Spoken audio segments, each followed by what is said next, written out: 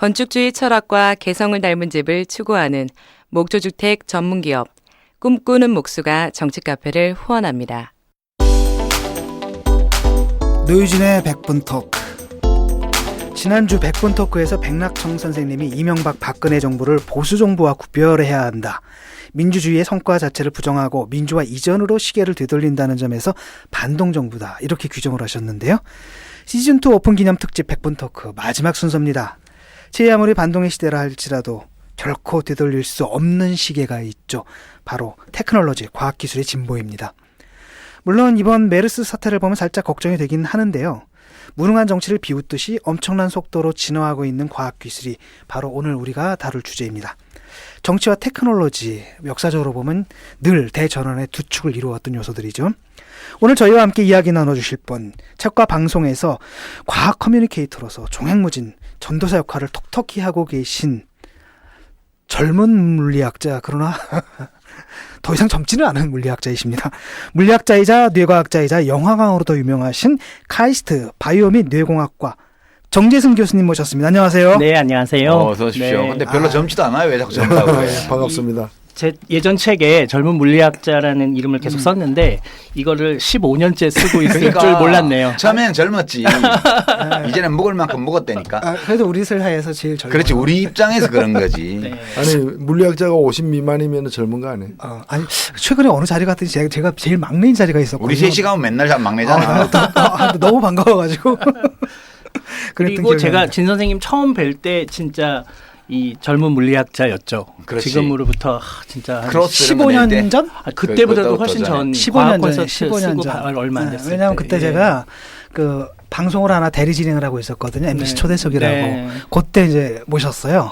그래서 이런 자리에서 처음 뵀습니다. 네. 그래서 아, 초대석에 했었어요? 과학 콘서트 그건 내가 처음 했는데 봤을 때. 초대석. 그래요? 예. 차인태 씨가 했던 걸로. 차인태 씨가 하기 전에 내가 했지. 아, 그래요? 예. 그렇구나. 그래서 그때 처음 진 선생님을 음. 뵀었죠. 네, 아주 재밌게 인터뷰를 예. 했던 기억이 납니다. 아직도 기억납니다. 그때 이렇게 뭐 설명하면서 책을 탁 바닥에 떨어뜨리던 기억이 예. 아직도 생생합니다. 그 최근에 또 방송까지 또 예능까지 진출하셨어요.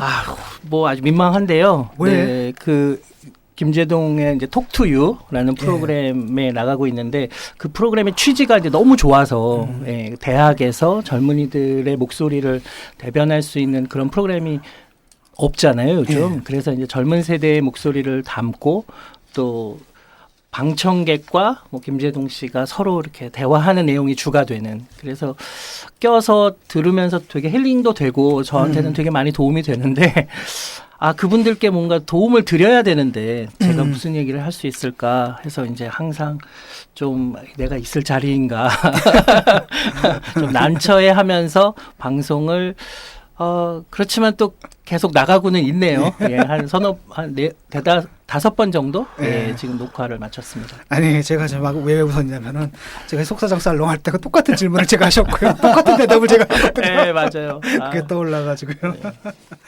예, 우리 저 게스트 잠깐만 소개를 이제 해드리자면요.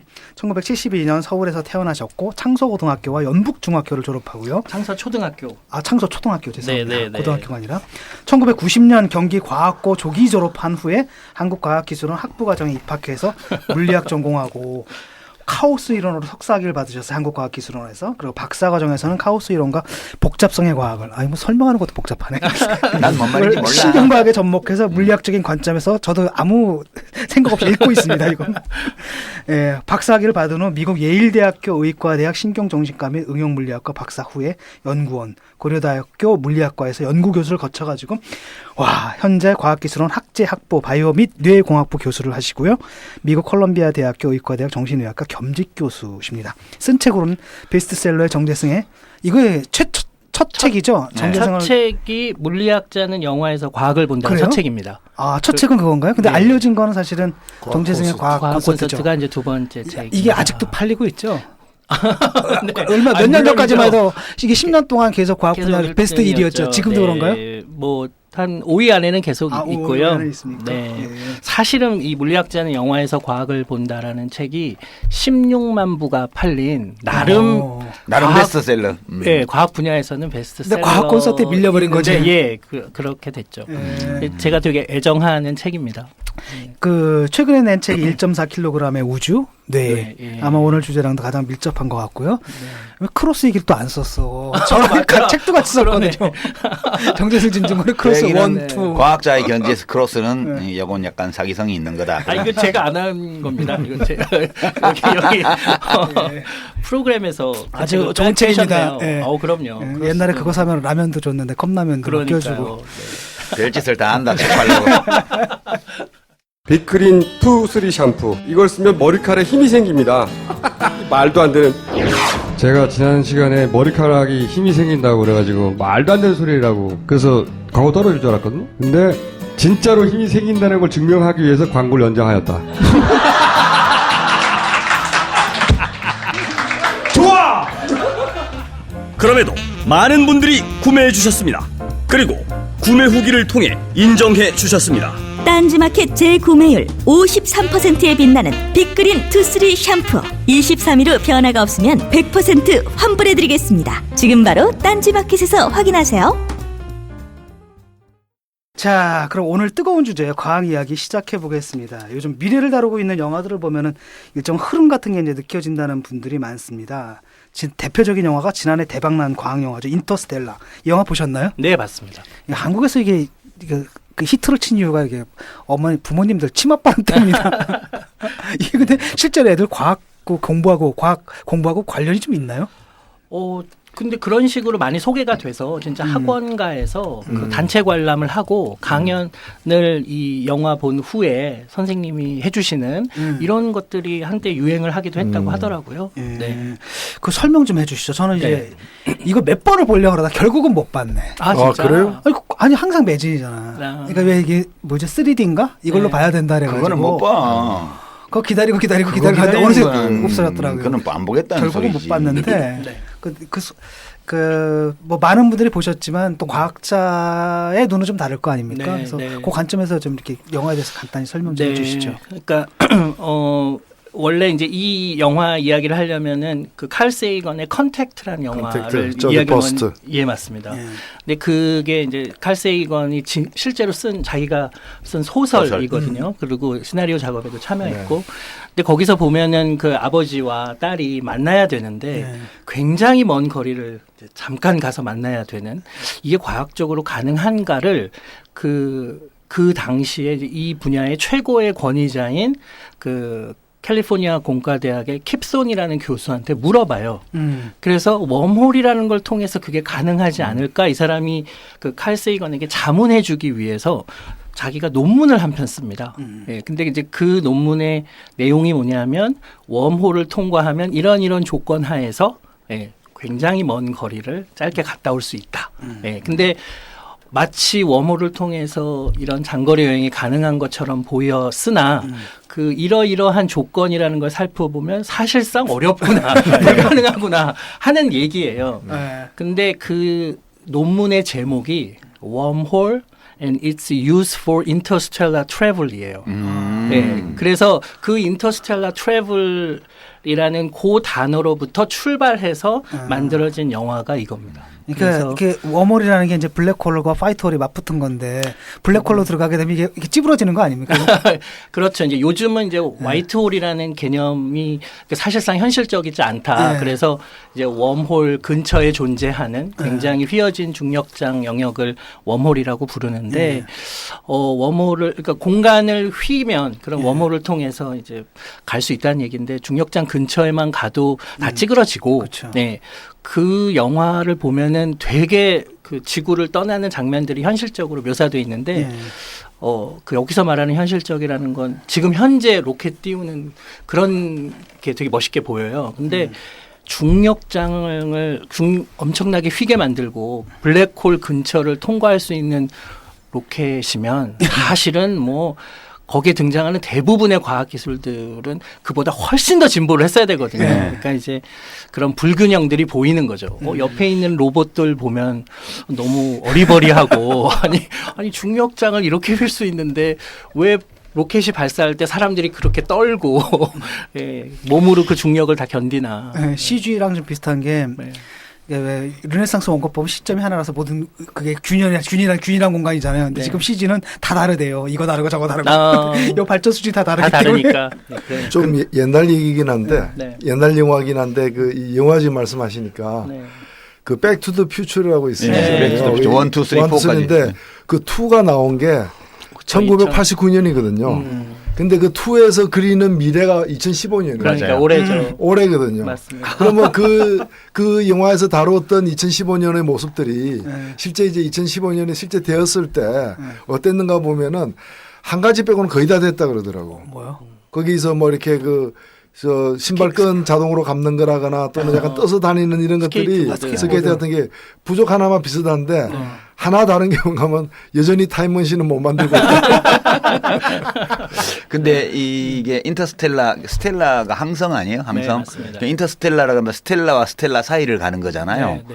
그런 건데 사실 그 영화에서 이게 항성간 여행이라고 할 수가 있나? 뭐 그런 느낌도 좀 있었는데. 네, 네. 근데 실제로 과학자들은 그 인터스텔라라는 의미를 굉장히 먼 거리, 그렇죠. 그러니까 별과 그런 정도로 별 사이에. 해석해야 되죠. 네, 맞습니다. 그런데 그 전에 이제 별그대라는 드라마에서 네. 거기도 김지현이 이제 사라졌다가 네. 더민준이 사라졌다가 이제 네. 갑자기 감옥에 잠깐 왔다 가고 뭐 레스토랑에 잠깐 나타나고 그래서 나중에는 몇 달씩도 이제 왔다 가고 이제 그런 게 결말로 났는데 사실 이게 우리 이제 상상이자 어떤 꿈 네. 그러긴 한데요. 근데 이제 아무리 현실처럼 영화를 꾸며도 네. 우리 현실은 참 그에 비하면 참 척박한 거 아닌가. 최근에 네. 러시아에서 정부 그 연구소에서 미국이 진짜 아폴로가 달 착륙했다 왔나 그거에 대해서 뭐 부정하는 건 아니지만 음모론. 제기된 의문을 해명해야 된다. 네. 근데 진짜 갔다 온 거 맞아요? 아, 참 애매한데 물론 저는 이제 갔다 왔다고 믿고요. 네. 네, 믿고 이 마치 이제 천안함을 누가 부셨냐 이 질문하고 비슷한데. 네. 충분히 의심할 만한 상황이긴 해요. 예를 들면 거기서 말한 것처럼 그 영상이 사라졌다거나 뭐 달에서 채집한 운석들이나 그런 것들이 사라졌다는 거는 좀 이상하죠. 납득이 되진 않는데 그냥 제 머릿속으로 생각해 보면 이 일을 그러니까 첫 그 달 착륙을 과도한 경쟁 상황에서 첫 달 착륙을 누군가가 주도해서 거짓으로 꾸미려면 굉장히 위에서부터 아주 용의주도하게 많은 사람들이 관여되고 이게 비밀로 지켜져야 되는데 그게 현실적으로 쉽지 않을 것 근데 같아서 한 가지 질문, 그러니까 제가 제일 네. 납득이 안 되는 한 가지 네. 의문인데요. 네, 네. 인터스텔라 보면서도 그 생각이 계속 났어요. 우리가 우주선을 여기서 띄울 때 네. 어마어마한 발사 시설을 가지고 띄우잖아요. 네. 띄워서 지구의 중력장을 돌파해서 네. 다른 천체의 중력장으로 들어가서 거기 착륙했다 온 거 아니에요. 맞습니다. 그럼 여기 지구 중력장을 돌파하기 위해서 네. 어마어마한 발사 장치와 에너지가 있어야 됐고 1단, 2단, 3단으로 해서 나중에 우주선 조그만 것만 올라가서 돌파를 하잖아요. 네. 그러면 달에 착륙한 아폴로 몇 호야 그게? 네. 13호인가? 뭐 그게 계속 있겠죠, 9호부터. 달의 네. 중력장을 벗어나려면 네. 다시 추진 시설이 있어야 되잖아요. 네. 그거 어디 있었어요? 로켓 저기 그 안에 착륙선에 있었죠. 근데 아니, 다른 아무리 달의 중력장이 지구의 중력장이 6분의 1밖에 안 네. 된다고 그러지만 네. 적어도 지구에서 발사한 것의 6분의 1 정도의 에너지는 낼 수 있는 발사 시설이 있어야 될 거 아니에요. 근데 어떻게 우주선이 가서 달 착륙 탁 해가지고 우주인이 착 내려서 암석도 채취하고 그런 다음에 그걸 가지고 왔는데 발사대가 어디 있는 거예요? 네. 난 그게 유일한 의문이야. 네. 근데 그거는 사실은 그 이후로도 달에 우리가 한두 번 간 게 아니라 여러 번 갔고. 거의 9번 이상 갔고요. 그리고 사람이? 사람이. 암스트롱이 거기에 간 것에 대해서 사실 의심하는 거지 그 이후에 사람들이 간 거에 대해서 의심하는 거는 아닙니다. 근데 제 질문에 한번 대답을. 네. 아니 그것도 이미 거기서 돌아오는 추진체를 다 가지고 가고 물론 중력장이 6분의 1밖에 안 되기 때문에 그보다 훨씬 더 적은 추진체로도 돌아올 수 는 있죠. 있겠지만 추진체 예. 자체가 없잖아요. 사진에 보면 이렇게 아폴로 13호가 내려서 있는 거지. 아닙니다. 있습니다. 자체가 있습니다. 그래요? 있어요. 그건 예, 있어요. 있습니다. 예. 왜냐하면 그게 착륙할 때 충격을 하기 위해서 이게 분사를 하면서 발사대가 내려오잖아요. 없는 그래도 것이지. 난 납득 안 돼, 그냥 그거는. 네. 왜냐 거기 우리가 달하고 지구로 왔다 갔다 하려면 여기도 정거장이 있어야 되고 거기도 정거장이 있어야 돼요. 제 생각에는 발사대가. 근데 발사대가 지구에만 있고 그거 그러니까 발사대가 아니고 그냥 그거 올라오면 되잖아. 우리 그때 추진만 사진 되지, 내는 걸로 뭐. 봤잖아요. 아니죠. 밑에 이렇게 밑에 어마어마한 게 처음에 쏘아 올려서 아폴로 출발할 때는 그거는 여기서 나갈 중간에 때는 떨어지고 나갈 때 떨어지고 해서 지금 맨 마지막에 아니, 우주선만 날아간 거 아니에요. 중력이 다르죠. 중력이 크기가 다르니까. 크기가 다르니까 그래도 그 우주선에 그러면 달에서 발사할 발사대를 달고 갔다고 나는 그건 발사대를 좀 달고 이상하더라고. 간 게 아니라. 이제 이런 분이 과학을 못하는 거죠, 그러니까. 합리적인 의심이에요. 합리적인 이거는. 의심이고 유시민 선생님을 설득하기 위해서는 우리가 달에 가야죠. 그래서 모두가 생중계돼서 어떻게 돌아오는지까지 다 볼 수 있어야죠. 네. 자, 그 밖에도 또 뭐 영화 허는 보셨나요? 맞습니다. 어떻습니까? 제가 너무 좋아하는 영화죠. 네. 네. 현실성은 떨어집니다만 저는 그런 SF를 좋아해요. 그러니까 특수 효과를 많이 쓰지 않고 그 이야기 줄거리의 핵심 요소가 너무 정확하게 과학 기술을 다루고 있는데 그게 우리의 삶, 그 허라면 사랑이란 무엇인가의 본질을 건드리고 있는 이런 류의 영화들을 좋아하죠. 근데 현실성이 떨어진다라고 네. 지금 말씀하셨어요. 어떤 네. 의미에서 제가 볼 때 이거야말로 가장 현실적이지 달 않나 착륙보다는 차라리. 현실적으로 보인다. 끝까지 달 착륙에 집착하시고. 요즘 인공지능에 대한 이제 과대 포장들이 너무 많아서 현실적으로 보일 수 있죠. 근데 이제 이런 것 같아요. 그러니까 요즘 구글 같은 곳에서 딥러닝 같은 게 인기를 끌면서 우리가 이거는 정말 생각지도 못한 수준으로 인공지능이 발달했구나 하는 부분들이 있는데 그 부분들은 대개 지난 10년 동안 지능이라는 것에 대한 근본적인 이해가 높아져서 생겼다기보다는 많은 데이터를 빠르게 처리할 수 있게 되면서 의식을 가진 것처럼 보이는 그런 현상들이 많아요. 근데 이 허는 의식 자체를 갖고 있는 것처럼 보여요. 이 OS가. 남자를 쳐버리기도 하고. 예, 그리고 동시에 많은 사람, 그러니까 스스로 판단하고 사랑이라는 걸 배워나가잖아요. 근데 이게 사람하고 컴퓨터의 제일 다른 점이거든요. 그러니까 무슨 얘기냐면 인간은 원래 오류 투성이에요. 오류 인식으로 세상을 살아요. 그러니까 굉장히 쉽게 사람을 단정하고 단순화해서 파악하고 그냥 모방하고 그런데 그 논리들이 사실 형식 논리학으로 생각해 보면은 다 틀린 논리들인 거죠. 예. 그 블랙스완 하나 나오면은 다 무너질 만한. 근데 그런 오류 투성이를 조금씩 줄여나가면서 이제 인식의 틀을 만들어 나가는데 컴퓨터는 본질적으로 정확해야 된다라는 걸로부터 출발했어요. 그래서 정확하려면 굉장히 느릴 수밖에 없고 그래서 우리는 정확하지만 그 느린 걸 조금씩 빨리 해가는 과정으로 발달해 온 거거든요. 인간의 뇌는 빠르지만 오류투성인데 이 오류를 조금씩 줄여나가는 방식으로 발달해 왔고 근데 이 둘이 작은 차이처럼 보이지만 완전히 다른 결과물들을 만들어냈고 그래서 이 허처럼 상황들을 맞이하면서 상황을 인식하는 주체를 만들지도 못하고 지금의 컴퓨터는 그러니까 저는 뭐 흔히 말하는 강한 인공지능 이런 의식을 갖고 스스로 판단하고 심지어는 인간을 하수로 놓는 이런 일들이 일어날 수 있는 아무런 과학적 근거가 없는 상황인 거예요. 지금은. 왜냐하면 우리 뇌가 어떻게 그런 의식을 만들었는지 모르니까. 그래서 인간의 뇌에 대한 기반 없이 출발한 튜링의 유니버셜 머신 같은 방식으로도 허는 만들어지기 어렵고 인간이 뇌가 어떻게 의식을 가져서 사랑을 하게 됐는지를 이해한 다음에 그걸 컴퓨터로 넣는 건 가능할 텐데 인간의 뇌가 어떻게 의식을 가졌는지에 대해서도 모르니 아직은 이 허 같은 영화가 현실적이진 않은 거죠. 근데 상상력으로만 보면 사실 그 뭐 벌써 100년 전에 체코 작가? 카렐 차펙? 그 사람이 쓴 이제 로봇이란 최근에 다시 번역본이 나온 걸 제가 좀 봤는데 그러니까 로봇이라는 말도 그 책에서 유래했다고 그러고 맞습니다. 그 부제가 보면은 로봇이로 돼 있고 누구 박사의 유니버셜 머신인가 뭐 그렇게 돼 있어요. 맞습니다. 근데 이 로봇이라는 것을 상상한 그 우리나라에서 연극도 곧 한다는 소문도 있고 그렇던데요.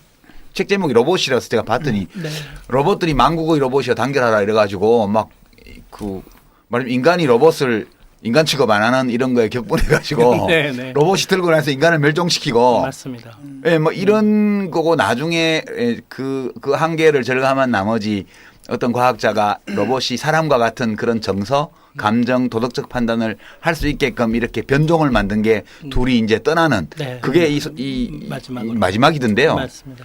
실제로 그런 일이 우리가 터미네이터나 이런 데서 보는 것처럼 컴퓨터가 스스로 판단해서 인간을 유해한 존재 또는 절멸돼야 될 존재라는 도덕적 판단을 하고 네. 그 인류를 절멸시키기 위해서 다시 기계를 만들어서 전쟁을 벌이고 이런 것이 뭐 지금은 영화 소재뿐인데 실제로 이론적으로는 가능한가요? 이론적으로는 가능할 것 같습니다. 저는 개인적으로는 영혼이라는 개념을 우리가 도입하지 않고도 뇌의 생물학적인 기저만으로 의식도 만들어지고 인간의 고귀한 정신 작용들이 다 가능하다고 믿기 때문에 그것을 알고리즘화해서 컴퓨터에 넣는다면 컴퓨터도 그런 일들을 할 수 있겠죠. 이론적으로. 예. 근데 이게 그럼 언제쯤 그게 될 거냐라고 물어보면 거기에 대해서 답을 하는 건 굉장히 비과학적인 태도예요. 왜냐하면 이게 그냥 선형적으로 쭉 외삽을 하면 나오는 게 아니라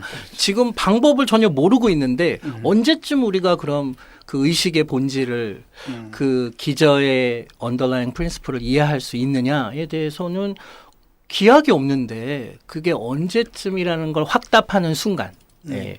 그 과학은 이제 그 수도가 되는 거죠. 그러니까 네. 강한 인공지능을 만들 수 없다는 걸 입증 못할 뿐인 거 아니에요? 예, 그렇죠. 그런 거죠. 언젠가는 그래서 나올 가능성을 수 열어두는 있고, 것이지. 맞습니다. 저는 그냥 그런 것들을 막 충격 요법으로 이런 거 모르면 큰일 납니다. 지금 여러분들 이거 새로 공부하셔야 되고 안 그러면 직장을 잃습니다. 같은 방식으로 이 과학기술을 받아들이기보다는 이런 과학기술들이 그냥 학자들의 실험실에서 만들어지다가 어느 날 세상에 툭 나오는 게 아니라 아주 작은 단초지만 이런 것들이 충분히 발달할 미래의 상황들을 상상해보고 그것들을 시민적으로 합의를 하면서 미리 논의해보는 과정들은 너무 유익한 것 같고요. 그렇죠. 예, 그런 면에서 보자면은 인공지능이 언제가 될진 모르지만 인간만이 이렇게 자의식을 갖고 이런 정신작용들을 하지 않을 수 있다는 상황을 생각해보면 우리가 이제 인간이란 어떤 존재인가를 다시 생각해 볼 수 있으니까 되게 유익한 이른바 포스트 휴먼 소사이어티. 그렇죠. 예. 근데 네. 그 스티븐 호킹 같은 사람도 좀 인공지능에 대해서 굉장히 우려 섞인 지난번에 발언을 과학자들이 했잖아요. 여러 명이 연서명해서 그 사람은 왜 그런 거죠? 진짜 정말 위협을 느낀 건가요? 아니면 좀 과장을 한 건가? 아니 근데 저는 스티븐 호킹은 충분히 그런 발언을 할 수 있을 거라고 생각이 들어요. 왜요? 왜냐하면 본인에게 있어서 물질적인 몸이라는 건 사실상 의미가 없고 순전히 정신작용으로만 삶을 영위하고 있는데 그럼 나는 컴퓨터랑 뭐가 다른가에 대해서 끊임없이 질문을 했을 것 같아요. 그리고 그렇게 생각해 보면 내 뇌가 컴퓨터와 크게 다르지 않을 거고 내 뇌에 있는 것들을 컴퓨터로 옮겨 놓으면 그것이 나와 무엇이 다른가에 대해서 과격한 우리가 생각하는 것보다 좀 더 그 과격한 생각을 할 수 있고 그게 이제 우리한테 인사이트를 줄 수 있는 거죠. 아 그렇구나. 그 엑스마키나라는 영화는 보셨나요? 네, 못 봤습니다. 네. 그 영화 보면 이제 재밌는 건 뭐냐면 그 네. 튜링 테스트라는 게 이게 인공지능이 사람이랑 얼마나 닮았느냐가 네. 튜링 테스트잖아요. 네. 근데 이렇게 속이거든요. 네. 컴퓨터가 속이는 거예요. 오히려 이제 안 닮은 것처럼 사람을 안 닮은 것처럼 속여야지 도망갈 수 있잖아요. 닮으면 네. 자기가 어떻게 되니까. 하여튼 굉장히 많은 사람들이 튜링 테스트를 통과하지 못하기도 합니다. 네. 한번 해볼까? 네. 예, 요번에 딱 겨우 한 사람 요번에 러시아 팀인가? 네, 거기서 한번 성공했죠. 우크라이나 팀에서 이제 유진 구츠만이라는 그 13살짜리 소년 우크라이나 남자로 설정한 로봇 그러니까 컴퓨터가 그러니까 프로그램이 이제 튜링 테스트를 통과했죠. 근데 사실은 그게 3명의 심판관이 있고 3명 이제 사람과 그 로봇들 그러니까 컴퓨터 인공지능이 서로 이제 랜덤하게 섞여가면서 대화를 하고 그중에 누가 이제 사람이고 누가 컴퓨터인지를 3명이 심판을 하는 거예요. 근데 3명 중에 1명이라도 맞추면 그러니까 속이면 그 사람을 속이면 튜링 테스트를 통과한 거라고 보자라고 좀 느슨하게 해서 이제 튜링 뭐 사후 몇 주년 그러니까 이거 튜링 기념으로 자체가 그걸 제시해요 그 수치를. 예, 33%가. 33%. 그러니까 셋 중에 1명만이라도 속이면 그 테스트를 통과한 거라고 하자. 그래서 1명을 속였죠. 예, 그래서 이제 유진 구츠만이 튜링 테스트를 통과한 최초의 인공지능이 됐죠. 아니 우리 어렸을 때 만화책에서 봤던 것들이 거의 다 현실이 돼 있어서 불과 한 50년, 30년, 40년 사이에요. 그렇습니까? 예. 우리 어렸을 때 보던 공상과학 만화라고 그랬는데 그때는 지금은 SF라고 유식하게 말을 하지만 공상이라는 말은 안 쓰고 있죠. 요즘 지금 안 쓰죠. 그때는 네. 공상과학 만화였어요. 그러니까 그렇죠. 뭐 비행기 모양부터 시작해서 우주선 모양, 그 우주선 내 구조라든가 그다음에 컴퓨터 우리가 지금 컴퓨터와 주변기기라고 네. 말하는 그런 각종 이런 것들 로봇들 이런 것들이 청소 로봇 이런 거 다 옛날에 우리 보던 만화책에 나오던 것들이에요 전부 다. 맞습니다. 그래서 이 속도로 현실화된다면 네.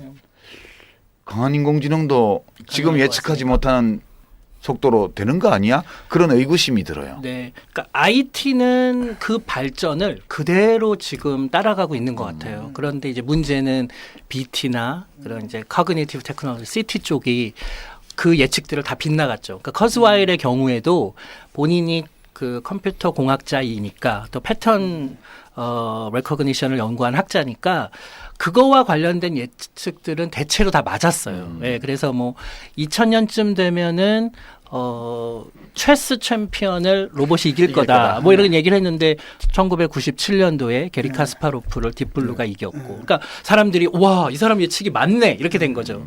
근데 그 이후에 이 사람이 라이프 사이언스와 관련된 예측들 또 브레인과 관련된 예측들을 많이 했는데 많이 틀렸어요. 되게 틀렸어요. 제가 예측은 보기에는. 10개 중에 한 개만 맞아도 대단한 거예요. 그러니까요. 사람들은 틀린 건 네. 기억 안 해요. 그러니까요. 그러다 보니 이제 그 사람의 과격한 주장들은 되게 이 영생을 할 것이고 우리가 또 인간의 지능을 컴퓨터의 지능 이게 이제 앞질러질 것이다 이런 예측들을 한 것이 유명한 건데 제가 보기에는 그것들은 좀 조심스럽게 생각해 볼 필요가 있는 거죠. 특이점. 예, 저도 네. 요즘은 이제 그렇죠. 강한 인공지능 이쪽에 이제 이게 네. 이론적으로 논리적으로 가능할까 이런 문제를 예. 가지고 지난번에 김대식 교수가 여기 오셔가지고 그 얘기를 했죠. 워낙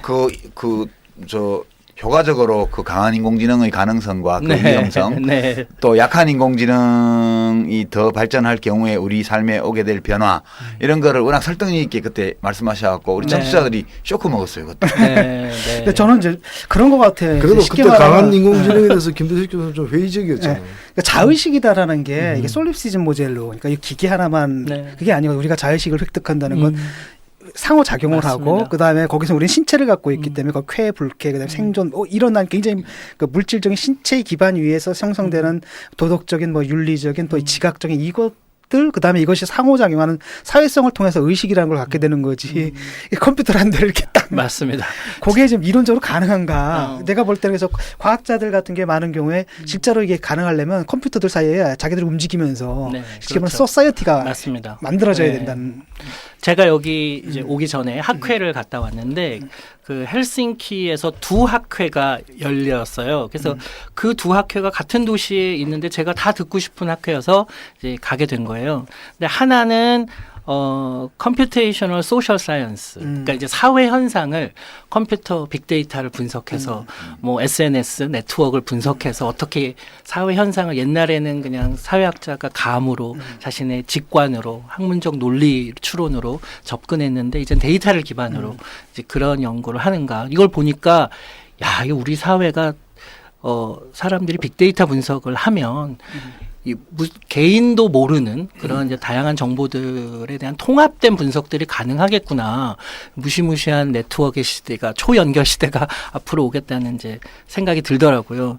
근데 그 같이 열렸던 다른 학회가 뭐냐면 Toward the Science of Consciousness, 의식의 과학을 향하여라는 학회인데 1994년부터 열린 아주 유명한 학회예요. 그러니까 인간의 의식을 과학적으로 어떻게 설명할 거냐. 근데 그들도 굉장히 겸손하게 아직은 우리가 의식을 과학적으로 탐구할 능력이 안 돼서 Science of Consciousness라고 안 붙이고 Toward 그거를 향하여라고 하고 이제 학회를 하는데 그 학회에 가보고 제가 정말 실망을 했거든요. 왜요?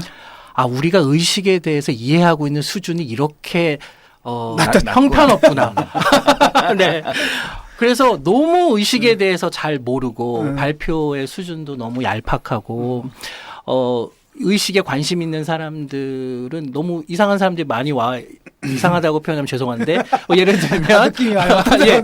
아니 그러니까 옆에서는 요가를 하고 마사지를 하고 예, 의식을 고양하는 메디테이션 세션들이 열리고 한쪽에서는 양자역학 강의를 하는데 양자 현상은 신비롭고 의식도 신비로우니 이 둘을 연결하면 어떤 일이 벌어질까에 관한 얘기를 사실은 이게 로저 펜로즈나 하멜로프 같은 아주 진지하게 과학을 연구하던 사람들이 하고 있는 분야임에도 불구하고 데이비드 찰머스라는 그 분야의 가장 똑똑한 최전선에 있는 사람이 하는 이야기조차도 아, 저 사람 양자역학을 잘 모르고 있구나. 네. 아, 의식이라는 거를 너무 관념적으로만 해석하고 있구나.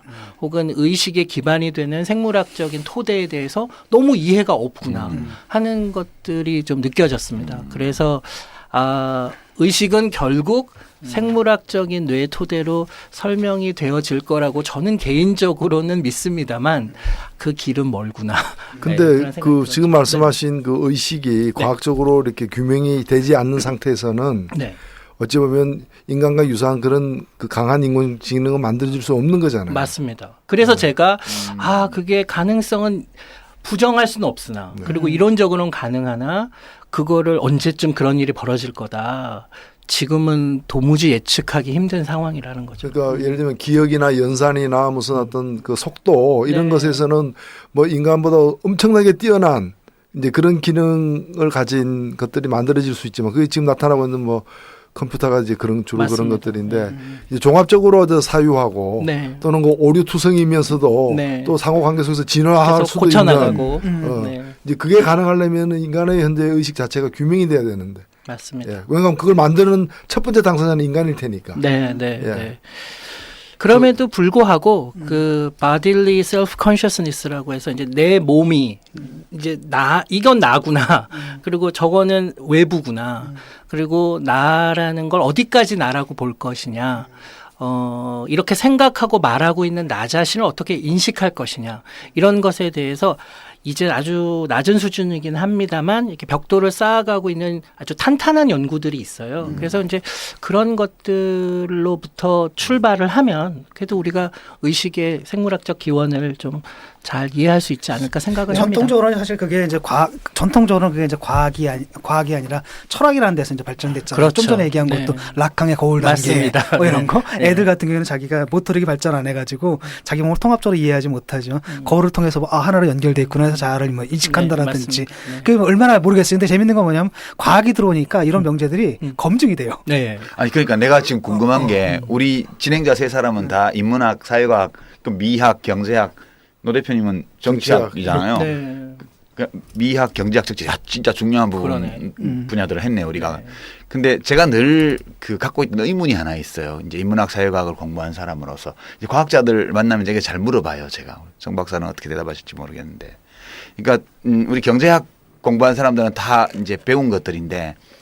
그 찬이성 더운 가슴이라는 말을 이제 학교 다닐 때 다 배웠어요. 이게 알프레드 마샬이라는 그렇죠. 경제학자가 한 말인데 계산은 머리로 하고 느끼는 거는 심장으로 느낀다는 오랜 관념을 반영한 거죠. 그러니까 차갑게 이 손익 계산만 할 게 아니고 따뜻한 심장으로 다른 사람들의 이 고통에 대한 공감, 연민 이런 걸 같이 하는 경제학자가 되라고 그런 이제 격언을 준 건데요. 저는 이제 종종 생각하기를 야, 우리가 알고 있는 이른바 문사철, 뭐 문학, 철학, 사회과학 이런 것들, 소위 인문학, 인간에 관한 그런 게 우리가 인간이 무엇인지 잘 모를 때 만든 거 아니야? 그게 사실 우리가 아리스토텔레스 플라톤 책도 읽고 뭐 제자백과 중국 고전 책도 읽지만 불과 한 100년 전만 하더라도 우리가 물질적으로 인간이 무엇인지에 대한 그런 지식이 아주 극단적으로 부족했던 시절, 문명 발생 이후에 그 우리가 알고 있는 모든 인문학, 사회과학 뭐 등등의 이런 지식들이 그렇게 빈약한 우리 자신에 대한 정보를 기반으로 해서 이제 만들어진 건축물 같은 거 아닐까? 그 최근에 뇌과학 분야에서 발견한 많은 사실들 이런 거에 비추어서 기존의 문사철의 그런 인문학의 대명제들 상식으로 사람들이 받아들이는 많은 것들 이것들이 심각하게 흔들리고 있고 실제로 흔들어 봐야 되는 거 아니야? 그런 의문이 드는데 과학자로서 어떠세요? 물론입니다. 완전 동의하고요. 네. 예를 들면 지금까지 분과 학문들이 네.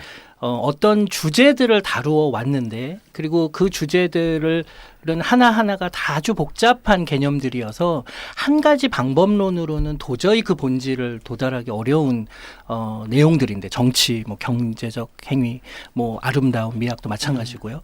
근데 우리는 그 학문의 그 목표, 그 본질을 이해하려는 것만이 아니라 그 방법론도 그 전통적인 방법들을 굉장히 고수해 왔거든요. 근데 이제는 그 개념 자체가 인간의 뇌도 마찬가지인데 뭐 경제 활동, 정치 활동 그 어떤 것도 한 가지 방법으로는 그 본질을 이해할 수 없다는 걸 모두가 이해하고 동의한 다음에 굉장히 다양한 방법으로 접근을 해야 되고요. 저는 그중에 아주 중요한 접근 중에 하나가 인간의 뇌를 기반으로 한 또 인간의 마음을 이해하려는 심리학 뭐 이런 분야들을 통해서 그 경제적 행위에 대해서 또 정치적 행위에 대해서 이해하려는 접근을 해야 된다고 생각이 들고요. 그것이 기존의 정치학, 경제학을 하는 분들의 근간을 흔들어 놓은 경우도 있을 거고 그렇지만 많은 경우에는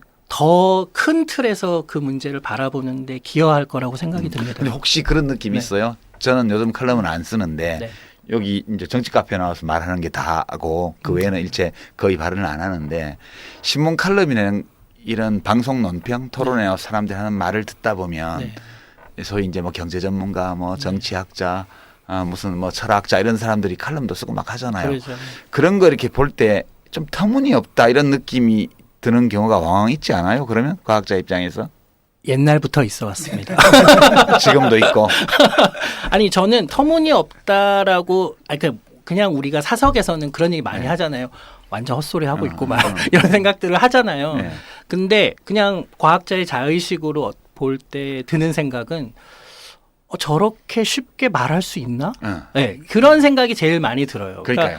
저걸 어떤 근거로 저 얘기를 하는 거지? 그러니까 근거가 없는 주장이 되게 많다는 느낌이. 예, 그래서 인문사회과학 하시는 분들하고의 대화에서 제가 약간 늘 주저되는 조심스러운 부분들은 굉장히 직관적으로 그리고 아주 개인이 경험한 것들을 바탕으로 사회 현상을 어떤 문제의 본질들을 이렇게 탁탁 얘기하실 때 저거 인간은 오류투성이고 나의 경험은 매우 제한되어 있고 저거는 이 문제에 대한 한 가지 측면일 뿐일 텐데 혹은 저렇게 말하는 그 직관에 어떠한 근거도 없는 것처럼 보이는데 저렇게 함부로 말해도 어쩜 되나? 저렇게 자신 있게 말하지? 네. 좀 찔리죠. 생각이 좀 들죠. 우리들은 각자 아니 근데 뭐 그 책에 보면은 주위한테 이렇게 색깔별로 이렇게 버튼을 해가지고 뭘 더 먹느냐, 택하냐 이런 실험 보면은 그것도 사실 보면은 굉장히 과학적인 게 아니잖아요. 그렇죠. 오히려 그러니까 과학적이지만. 그 인문사회과학 하시는 분들이 보기에는 너무나 단순화된 상황이어서 현실을 이해하는 데는 저런 게 무슨 도움이 될까 싶으실 것 같고요. 그러니까 이런 부분이 있는 것 같아요. 예를 들어가지고 달라요. 예를 들어가지고 그런 얘기는 있었거든요. 특히 이제 컬럼들 이런 거 보고 또 특히 이제 종편 같은 거 막 떠드는 거 보면은 좀 황당하잖아요. 우리가 이건 인문학자가 봐도 황당해. 무당들이 나왔어. 근데 그런 게 아니라 뭐냐면 저희가 다른 것 같아요. 과학자들은 딱 그것만 팩트만 얘기를 하잖아요. 근데 인문학자들은 그게 아니라 이게 상대를 설득해야 되는 거거든요. 그러니까 약간 다른 부분이 목적이 있어요. 다르죠. 그러니까 목적 자체가 담론의 성격 자체가 좀 다르고 그래서 2, 300년 전부터 그런 게 있었거든요. 너무 답답하니까 우리 토론하거나 논쟁하지 말고 그냥 계산합시다. 네. 사실 저도 그렇거든요. 국회의원들 뽑는 것 대신에 그냥 컴퓨터 300대 딱 들어가지고 그 안에서 저보다 더 과격한 과학주의자시군요. 그게 훨씬 낫지 않나. 왜냐하면 멀쩡히 해결될 문제도 국회의원 들어가면 안 해결되죠. 그게 인간이에요. 이런 기술 합리성이라는 이름으로 네. 이런 반정치적인 발언을 지식인이 막 한다는 건 나 심히 유감스럽다는 얘기를 하고 싶어. 좀 전에 자기가 그 얘기를 한 거예요. 자기가 한 얘기가 바로 그거라는 제가 거지. 얼마 전에 고등학교 동창들이 모였어요. 모여가지고 그 얘기를 하면서 우리는 어떻게 믿어왔느냐면은 사람은 계속 변한다. 그리고 새로운 경험, 새로운 학습 이런 걸 통해서 계속 변한다라고 사실 믿어왔는데 학교 졸업한 40년 지나서 이렇게 만나가지고 그대로죠, 그죠? 얘기하니까 우리가 모여서 내린 결론은 안 변한다. 19살 때 안 변한다는 거예요. 거의 19살 때 모습 그대로더라고요. 우리 그대로더라. 친구들 봐도. 그 빅데이터 문제인데 이런 생각이 들더라고요. 사실은 우리가 유물론이라 그러잖아요. 네. 우리 유물론이라는 건 뭐냐 사람들이 뭐라고 떠들든 간에 사회의 움직임이라는 것은 니들 머리 떠드는 게 아니라 그 바탕에 깔려있는 어떤 끈적끈적한 물질적인 토대에 의해서 움직여진다, 결정된다라는 거잖아요. 근데 사실 빅데이터다. 그러니까 사실 그 칼막스도 그거 한 거예요. 자본주의의 무의식. 을 본 거죠. 물질의 의식을 규정한다고. 그렇죠. 그 자본주의적 무의식이죠. 그게. 그거 마찬가지. 요즘 빅데이터인 것 같아요. 그러니까 정보 우리가 의식하지 못하지만 그 무의식으로 깔려 있잖아요. 데이터들은. 그걸 해석하게 되면 사회가 어떻게 돌아갈지.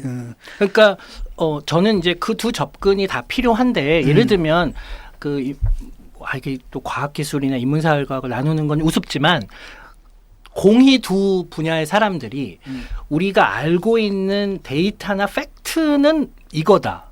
근데 이거로부터 우리가 추론하는 혹은 해석하는 내용들은 이거다라는 걸 구별해 주기만 해도 굉장히 유익할 것 같아요. 그러니까 내가 지금 말하는 게 팩트라고 주장하지 않고 실제로 우리가 알고 있는 건 요건데 그거로부터 추론돼서 내 생각에는 이런 일이 벌어지고 있을 것 같다 정도로만 구별해 줘도. 그러니까 빅데이터는 사실 사회 현상이 인터넷상에서 또 SNS상에서 굉장히 그 궤적들이 잘 남겨져 있기 때문에 그걸 분석하는 거지만 그것 자체가 우리한테 어떤 답을 주는 건 아니거든요. 또 그 자체를 해석하고 그러려면은 인문학적인 상상력과 통찰력이 필요하거든요. 근데 그 상상력과 통찰력을 그 데이터가 주는 팩트는 이거고 나는 이걸 이런 식으로 해석한다. 이 두 가지만 잘 구별해서 얘기해 줘도 좀 더 합리적으로 대화를 할 수 있을 것 같습니다. 그 좀 직구전 질문 하나 해도 되겠어요? 네네네.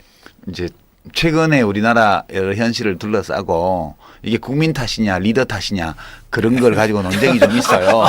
이런 식으로 짓궂 줄 줄이야. 네네네.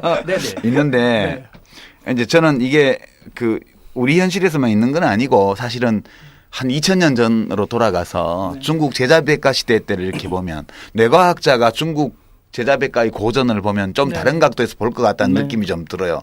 제가 대비하는 거는 맹자하고 한비자인데 맹자는 이른바 성선설이라 그래서 우리 모두에게 선한 마음이 있기 때문에 이제 그거를 잘 갈고 닦으면 세상이 좋아질 텐데 사람들이 이제 뭐에 가려서 그걸 잃어버리고 소홀히 하고 이렇게 해서 이제 배우고 가르치지 않으면 짐승된다 이런 각도에서 교육을 강조하고 그렇게 했어요. 그렇지만 기본적으로 사람은 선하다 이렇게 봤던 거고 선한 본성이 있다고 봤어요.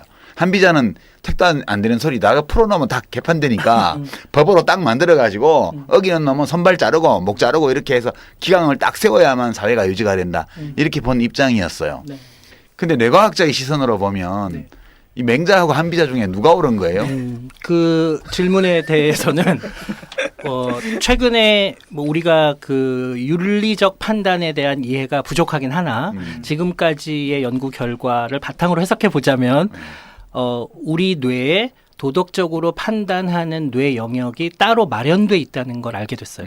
네. 그리고 그 영역들은 두 가지 층위가 있어요. 하나는 학습에 의해서 규칙들을 이해해서 이게 윤리적으로 옳은 거구나, 그렇지 않은 거구나를 추론해서 판단하고 결정 내리는 고등한 영역이 윤리적 의사결정에 영향을 미치는다라는 걸 알게 됐고요. 한 층위가 그렇다. 한 층위가 그렇고 다른 한 층위는 굉장히 포유류의 뇌 수준으로 아주 동물적인 활동을 하는 영역인데 얘가 윤리감을 갖고 있는 거예요.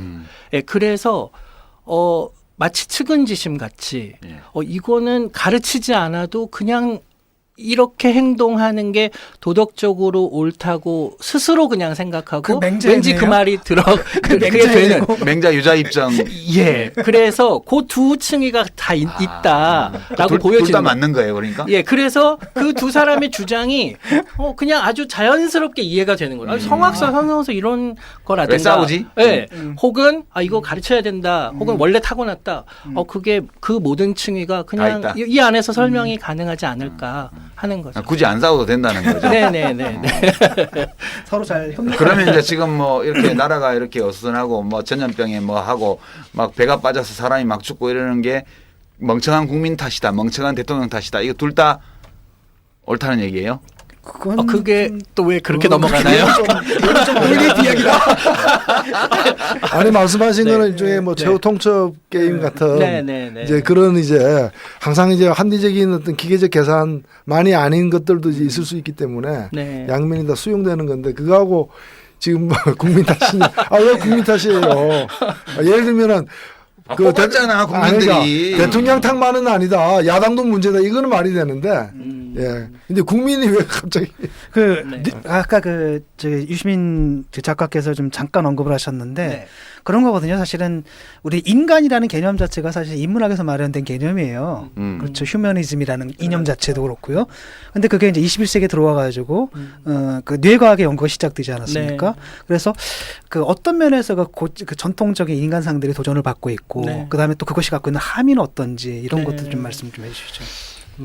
그러니까 사실 최근 한 30년간 우리가 뇌에 대해서 알게 된 사실들이 그전 300년 동안 알고 있던 것보다 더 많아요. 네, 그러니까 우리도 급속도로 뇌에 관한 지식들이 막 나오고 있어서 이것들을 어떻게 통합적으로 잘 이해할지에 대해서 다 합의된 그 이론이 있는 건 아니에요. 근데 그럼에도 불구하고 그 생각을 해보면 기존에 예를 들어서 오랜 동안 경제학자들이 말한 인간은 굉장히 합리적인 동물이다 같은 하나하나의 단순한 명제들로는 아닌 거지, 설명하기 힘든 인간은 뇌의 다양한 영역들이 아주 복잡하게 그러니까 쾌락과 고통을 계산해서 고통을 최소화하고 쾌락을 극대화하라는 그 명령의 노예로 살아가는 건 아니라는 거죠, 인간이. 네, 그런 영역도 있고 그래서 그 영역이 발달한 사람은 그런 방식으로 계산할 테고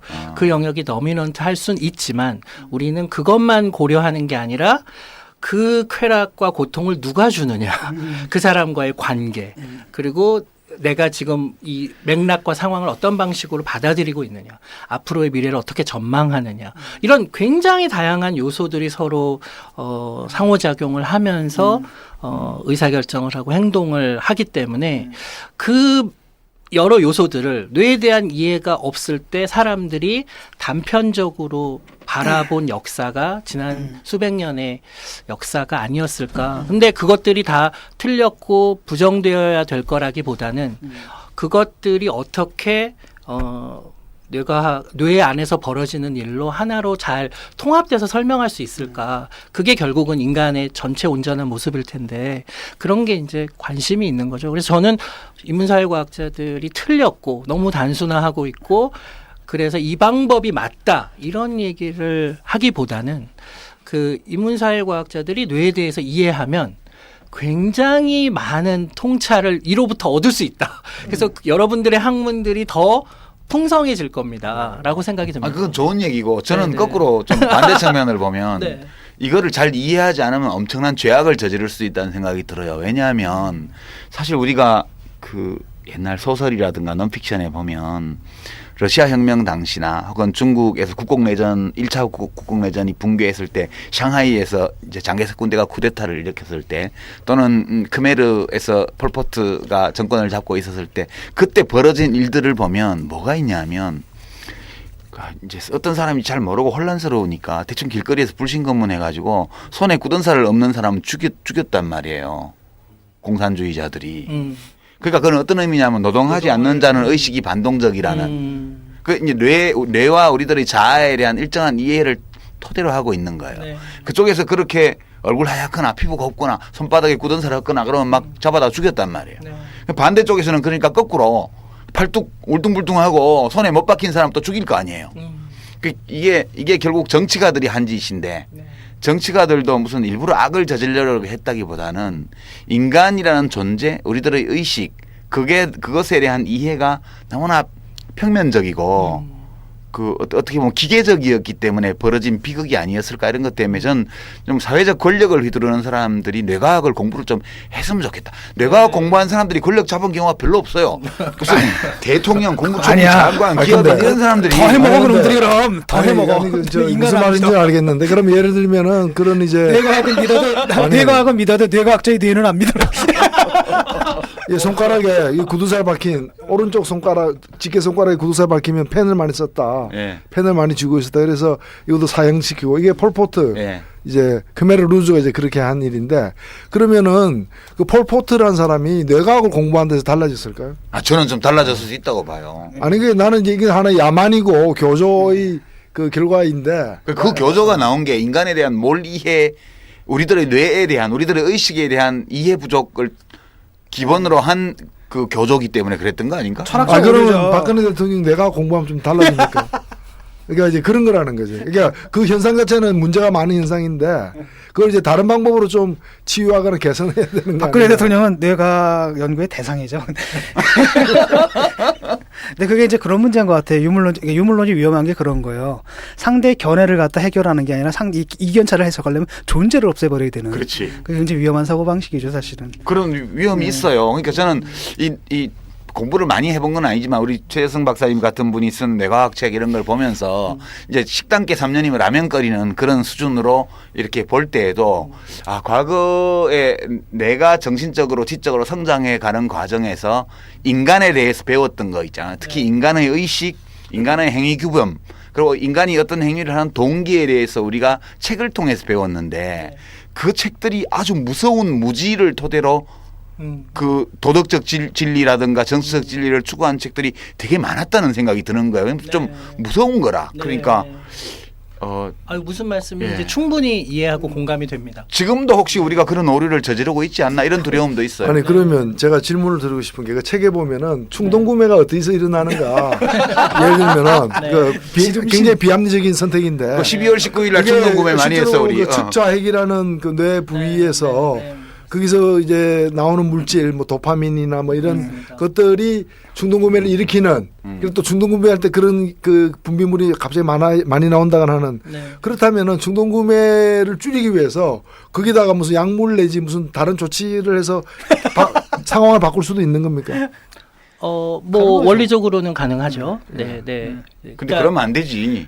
사람이 스스로 바꾸도록 해야지. 그거를 밖에서 해야 나는 이제 그러니까 나는 그게 꼭 좋다는 뜻이 아니고요. 이제 그게 실제로 어떤 그 근데 일상화될 수 생리학적인 있잖아요. 현상과 연관이 되어 있다면은 우리 보통 그 예를 들면 뭐 성범죄자들에게 무슨 어떤 그 화학 처치를 하듯이 그런 게 있을 수도 있다는 걸 이론적으로. 나중에 간단하게 이제 처방받아가지고. 그럴 수 있을 텐데 그냥 그 두 분 선생님께서 하신 말씀을 약간 합쳐보면 저는 내가 왜 충동 구매를 하고 있는가에 대해서 내 뇌에서 어떤 일이 벌어지고 있고 또 그 일이 벌어지는 기저에는 다른 불안이라든가 다른 욕구 불만들이 왜 나로 하여금 쇼핑이라는 쾌락에 집중하게 만들었는지 그 마음의 상태를 내가 이해하면 내가 그걸 치료하는데 스스로 제어할 수 있죠. 제어하는데 도움이 될 것 같아요. 그래서 사실 이런 개인적 차원에서 벌어지는 일을 좀 큰 틀에서 말씀하신 게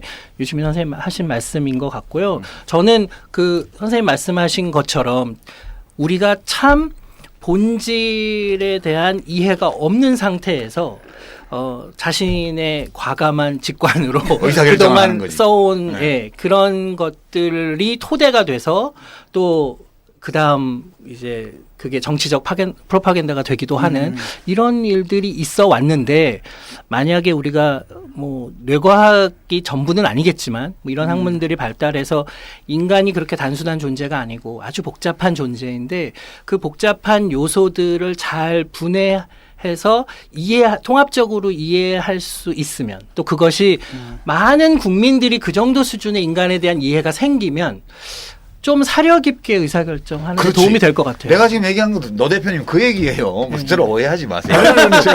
나는 아주 좋은 지적이라고 생각되는데 다만 아까 이제 그런 이제 그 인류 범죄적 그 행동을 한 사람들 경우에는 설사 그 당시 상황에서 내가 하게 된 이해가 개인적으로 좀 있었다 그래서 크게 달랐을까 그런 얘기죠. 아니 이제 다를 수 있는 게 충동 구매도 문제지만 우리가 12월 19일 날 충동 구매하면 나라가 5년 동안 엉망돼요. 4월 며칠 날 충동 구매 잘못하면은 4년 동안 나라가 엉망되고 내 삶이 고달퍼져요. 근데 왜 우리가 충동 구매를 하거나 하고 충동 구매만 있는 게 아니라 사기당해서 구매하기도 해요. 특히 이제 그 노인들 상대로 한 건강보조식품 사기 사건 이런 걸 보면 정말 말도 안 되게 가만히 있으러 꼬셔가지고 진짜 뇌과학을 연구했는지는 몰라도 사람들의 심리가 어떻게 움직인가를 잘 알고 사기를 치는 거거든 전부 다. 근데 사람들이 내가 그렇게 사기를 쉽게 당한다는 사실. 내가 똑똑한 게 아니고 우리 인간의 뇌 자체가 쉽게 사기를 당하거나 분위기에 휩쓸리거나 오판을 할 수 있다는 가능성을 내가 알고 있는 경우와 그렇지 않은 경우는 내 행동이 많이 달라질 수 있다는 거예요. 맞습니다. 그래서 우리가 좀 똑똑한 국민이 되려면 우리 시민들 각자가 내가 무엇인지, 내가 어떤 존재인지, 나의 뇌가 어떤 방식으로 작동하는지에 대해서 좀 경상도 말로 좀 알아야 된다는 거예요. 아, 좋은 얘기. 근데 이제 사기 치는 사람이 그걸 알아가지고 사기를 안 친다거나 더 잘 치지. 그건 아닐 거라는 거지. 옛날 예비군 훈련장을 갔거든요. 근데 그 있잖아 교육할 때 이렇게 그래. 약장사 들어오잖아요. 오자마자 하는 얘기가 어제 제가 안병동에 갔다 왔는데 사람들과 암 환자들의 그 끔찍한 고통이 있잖아요. 그걸 막 묘사하는 거예요. 두 번째로. 근데 그 사람들이 평소에 어떤 증상을 가졌는지 얘기해줘요. 다 걸려. 그 다음에 이제 하는 얘기가 그러면 어떻게 치료하느냐. 그래서 양학 얘기를 하는 거예요. 근데 이제 양학의 문제는 뭐냐면 고장난 그 부분만 고친다는 거지. 한의학의 특징은 뭐냐면 이 전체론적 관점에서 전체를 다 보한다는 거예요. 그러니까 근데 이제 한의학의 단점은 뭐냐면은 약값이 비싸다라는 거예요. 이건 싸. 그치. 근데 문제는 뭐냐, 사귄 게 예컨대 하는, 이게 뭔지 아세요? 쓴박이에요. 무슨 한자 막 얘기를 해. 이게 뭔지 아세요? 개나리예요. 이 책을 사면은, 10전 대보탕 10만원짜리를 5,000원에 끓여 먹을 수 있다고. 약 한 개까지 껴준대. 종이 날리는데. 나까지 썼지. 근데 내가 나는 오류를 범한 게 하나도 없거든. 완벽하잖아, 논리가. 이렇게 사기를 당하더라고요. 그러니까 이게 머리랑은 또 상관없어요. 아주 이성적으로도 사기를 당할 수가 있어요. 난 기차 안에서 이렇게 앉아 있는데 그 번호 나눠주잖아요. 번호 막 나눠주더니 갑자기 회사가 망해가지고 양복 그 감을 갖다가 공짜로 나눠준다고 해가지고 근데 다 드릴 수 없어서 당첨된 사람만 준다 해서 내가 당첨된 거야. 그러니까 제일 사실은 이제 나를 딱 보고 속아 넘어갈 것 같으니까 나를 지목했던 것 같아. 그래서 근데 세금을 갖다 10% 내라 해서 세금을 몇만 원 내고 보니까 나중에 보니까 그 쪼가리 난 천, 모서는 천을 내가 한번 사기당한 적이 있었는데 그때 아주 내가 이제 막 굉장히 그 냉철한 이성과 그리고 그런 아주 젊었을 때였는데 그러니까 사기칠 때 보면 측은지심이 누구에게나 있다는 진리 그걸 이용한 사기도 엄청 많아요. 많죠. 지금 뭐 지갑을 잃어버렸고 시골에 어머니 편찮으신데 빨리 가야 되는데 5만 원만 주시면 나중에 송금해 드린다고 계좌번호 달라고 이러면 그리고 역전해서 사기당하고 그런 거 많잖아요. 그런 건 또 굉장히 그 인간의 본성에 대한 통찰력을 바탕으로 한 사기라. 근데 조금 그런 면에서 보면은 아까 이제 리더의 의사결정 뭐 이런 얘기를 하셨는데 제일 중요한 게 저는 자기 생각에 대한 지나친 확신 이것들을 좀 경계하는 게 우리 다 반성해야 돼. 참 중요한 일 같아요. 그러니까 돗자리 그만 깔아. 돗자리는 과학적으로 예측하는 거지 주장을 하는 게 아니야. 메르스가 이제 진정세에 들어갔다 이런 얘기는 그 돗자리 까는 게 아니고 사실을 바탕으로 추론하는 거라니까. 뭐 이런- 자기 확신하면은 이런 확신을 자기- 경계해야 된다는 얘기죠, 그렇죠? 둘째가라면 서러운 사람들이지. 내가 하는 거는 확신이 아니라 예측이다. 이런 사고를 버리고. 그러니까 그 20세기에 그 중요한 성취를 이룬 리더들이 어떤 방식으로 의사결정을 하는지를 봤더니 우리가 평소에 훌륭한 리더는 이렇게 의사결정할 거야 하고 완전히 반대로 하더라는 거예요. 우리는 되게 사람들이 훌륭한 리더는 확신이 들기 전까지는 계속 그 심사숙고하다가 확신이 들면 그때 의사결정을 하고 한번 의사결정을 하고 나면 그걸 우직이 밀고 나간다. 그게 이제 우리가 알고 있는 훌륭한 리더의 상인데 사실은 성취를 이룬 사람들은 그 반대로 좋은 의사결정의 요소 중에 하나가 그 적절한 시기에 그 의사결정을 하는 거. 예. 타이밍. 예. 그래서 그 시기까지 심사숙고를 하고 그리고 나서 의사결정을 하고 꼭 결정해야 될 때 하는 할 거죠. 때 예. 하고 하다 보면 틀리는 일이 언제든지 있을 수 있고 잘못된 의사결정일 때 그걸 빨리 조정하고 수습하는 그리고 그 의사결정의 단계를 좀 나누어서 내가 지금 이게 잘못된 의사결정일 수도 있다고 생각하고 의사결정을 유연하게 하는 사람들이 목표를 잘 달성한다는 거예요. 의사결정을 달성하는 게 그러니까 아니라. 자기 결정에 대한 확신이 좀 없어야겠네. 예, 그러니까 끊임없이 의사결정하기 회의하고. 전에는 의심하고 회의하되 그렇지만 라이트 타임이 됐을 때는 실행력을 내리고. 잃지 않는 거. 예, 그리고 누군가가 잘못됐다고 얘기하면 내 원래 확신이 없고 의심을 했었기 때문에 그 상황에 맞춰서 의사결정을 조정해야 된다는 거죠. 근데 대개 리더들은 내가 의사결정을 바꾸는 걸 굉장히 심각한 리더십의 훼손이라고 생각하거든요. 예, 근데 평소에 커뮤니케이션을 많이 하는 리더일수록 자신의 의사결정을 잘 바꿀 수 있다는 거예요. 그렇죠. 왜냐하면 내가 이 의사결정을 왜 했는지를 사람들과 충분히 공유했기 때문에 의사결정을 바꿀 때는 남들이 이해해 주는 거죠. 무슨 일이 터졌나 보다. 상황이 바뀌었나 보다. 잘못된 의사결정을 안 할 수 있는 방법은 의사결정을 안 하는 거예요. 남들한테 미루고 맞습니다. 그러고 잘못된 의사결정은 질책하고 그러면 돼. 뭐 복잡하게 자기가 해. 네. 뭐 역설적 표현이니까. 예, 떠오르는 이해할 그래서 수가 있는데. 근데 말씀하신 대로 정말 우리는 의사결정을 했는데 그게 잘못된 경우만 생각하지 해야 할 의사결정을 안 한 경우 그래서 기회를 놓친 경우들에 대해서는 질책하지 않잖아요. 그렇죠. 근데 훌륭한 리더일수록 잡아야 될 기회를 잘 잡고 그러니까 우리는 오류투성이기 때문에 하는 모든 의사결정이 다 맞을 수는 없다라는 걸 받아들여야 되는 거예요. 그렇지만 그래서 잘못된 의사결정의 피해는 최소화하고 또 할 수 있는 기회는 최대한 잘 잡아서 그 효과는 최대한 누리고 그게 이제 좋은 유연한 리더인데 나이가 들면 들수록 그 이른바 이제 cortical flexibility라고 하죠. 상황이 바뀌었을 때 유연성. 의사결정도 바꾸는 탄력성. 그런 이제 대뇌 피질의 유연성이 떨어지기 그거 때문에 조심하세요. 제가 그 얘기했다가 욕 엄청 먹었거든. 그렇습니까? 노인 폄훼라고. 예. 아니 그러니까 그게 누구나 다 누구나 그렇게 다 얘기해도 마찬가지야. 서서히 나이가 그런 얘기는 질수록 65살 넘어가기 전에 하면 네. 젊은 놈이 노인을 폄훼한 게 돼. 과학자니까 하셔도 돼. 네. 근데 그런 사람들 결과가 있습니다. 나이 들수록 그래서 열린 마음으로 유연한 사고를 해야 된다고. 맞습니다. 그래서 그 다들 우리가, 얘기하잖아요. 네, 그래서 어르신들이 자기 잘못을 인정하고 젊은 사람들 얘기 듣고 맞아 요즘은 그렇게 생각할 수도 있지라고 열린 태도를 보이시는 분이 있으면 우리가 너무너무 존경하잖아요. 저게 쉬운 일이 아니라는 걸 아니까. 그 제일 좋은 방법은 책임이 큰 자리에서 물러나는 게 제일 좋은 거예요. 나이가 많이 들면 이 얘기 했다가 내가 진짜 엄청 욕 먹었거든. 근데 그런 걸 조금만 확장시켜서 보면 이런 거거든요. 지금 뭐 설문조사나 여론조사를 보잖아요. 그러면 뭐 젊은 층에서는 하나도 지지가 안 나와요. 뭐 10%좀 나오는데.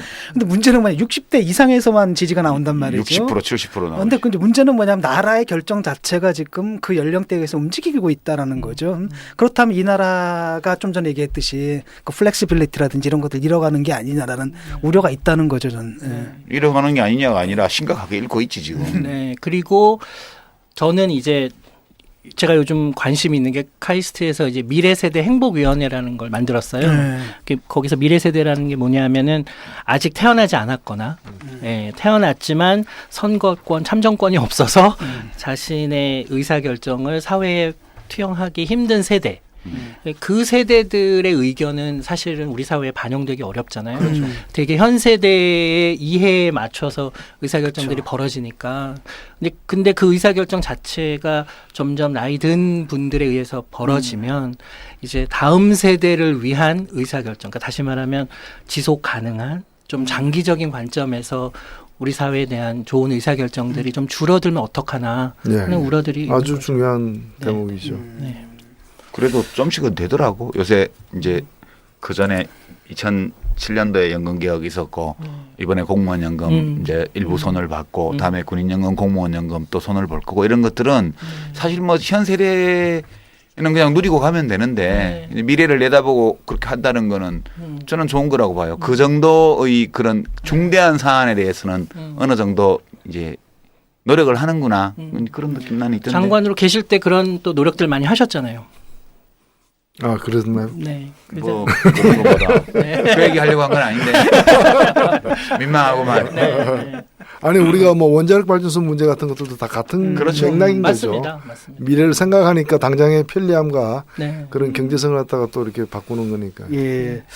뭐 이거는 조금 다른 질문이긴 한데 그것도 좀 궁금해요. 이렇게 철학에서는 늘 있거든요. A라는 입장에서 항상 B라는 입장이 있고 늘 싸우는 입장이 있고 뭐 물리학에서도 뭐 보면 무슨 파 해석 뭐 코펜하겐 파 해석 뭐 이런 거 있듯이 뇌과학에서도 뭐 이렇게 대립된 학파가 있거나 그러진 않나요?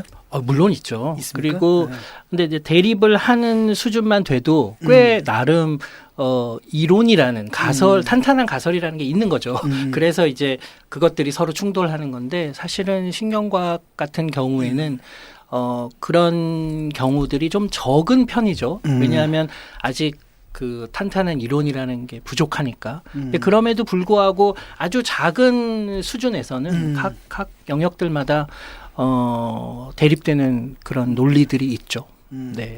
또 하나는 저기 이제 그 뇌과학과 컴퓨터 과학의 연결, 뉴로 컴퓨테이션이라고 있지 않습니까? 그거는 어떤 원리인지 그런 것도 좀 궁금합니다.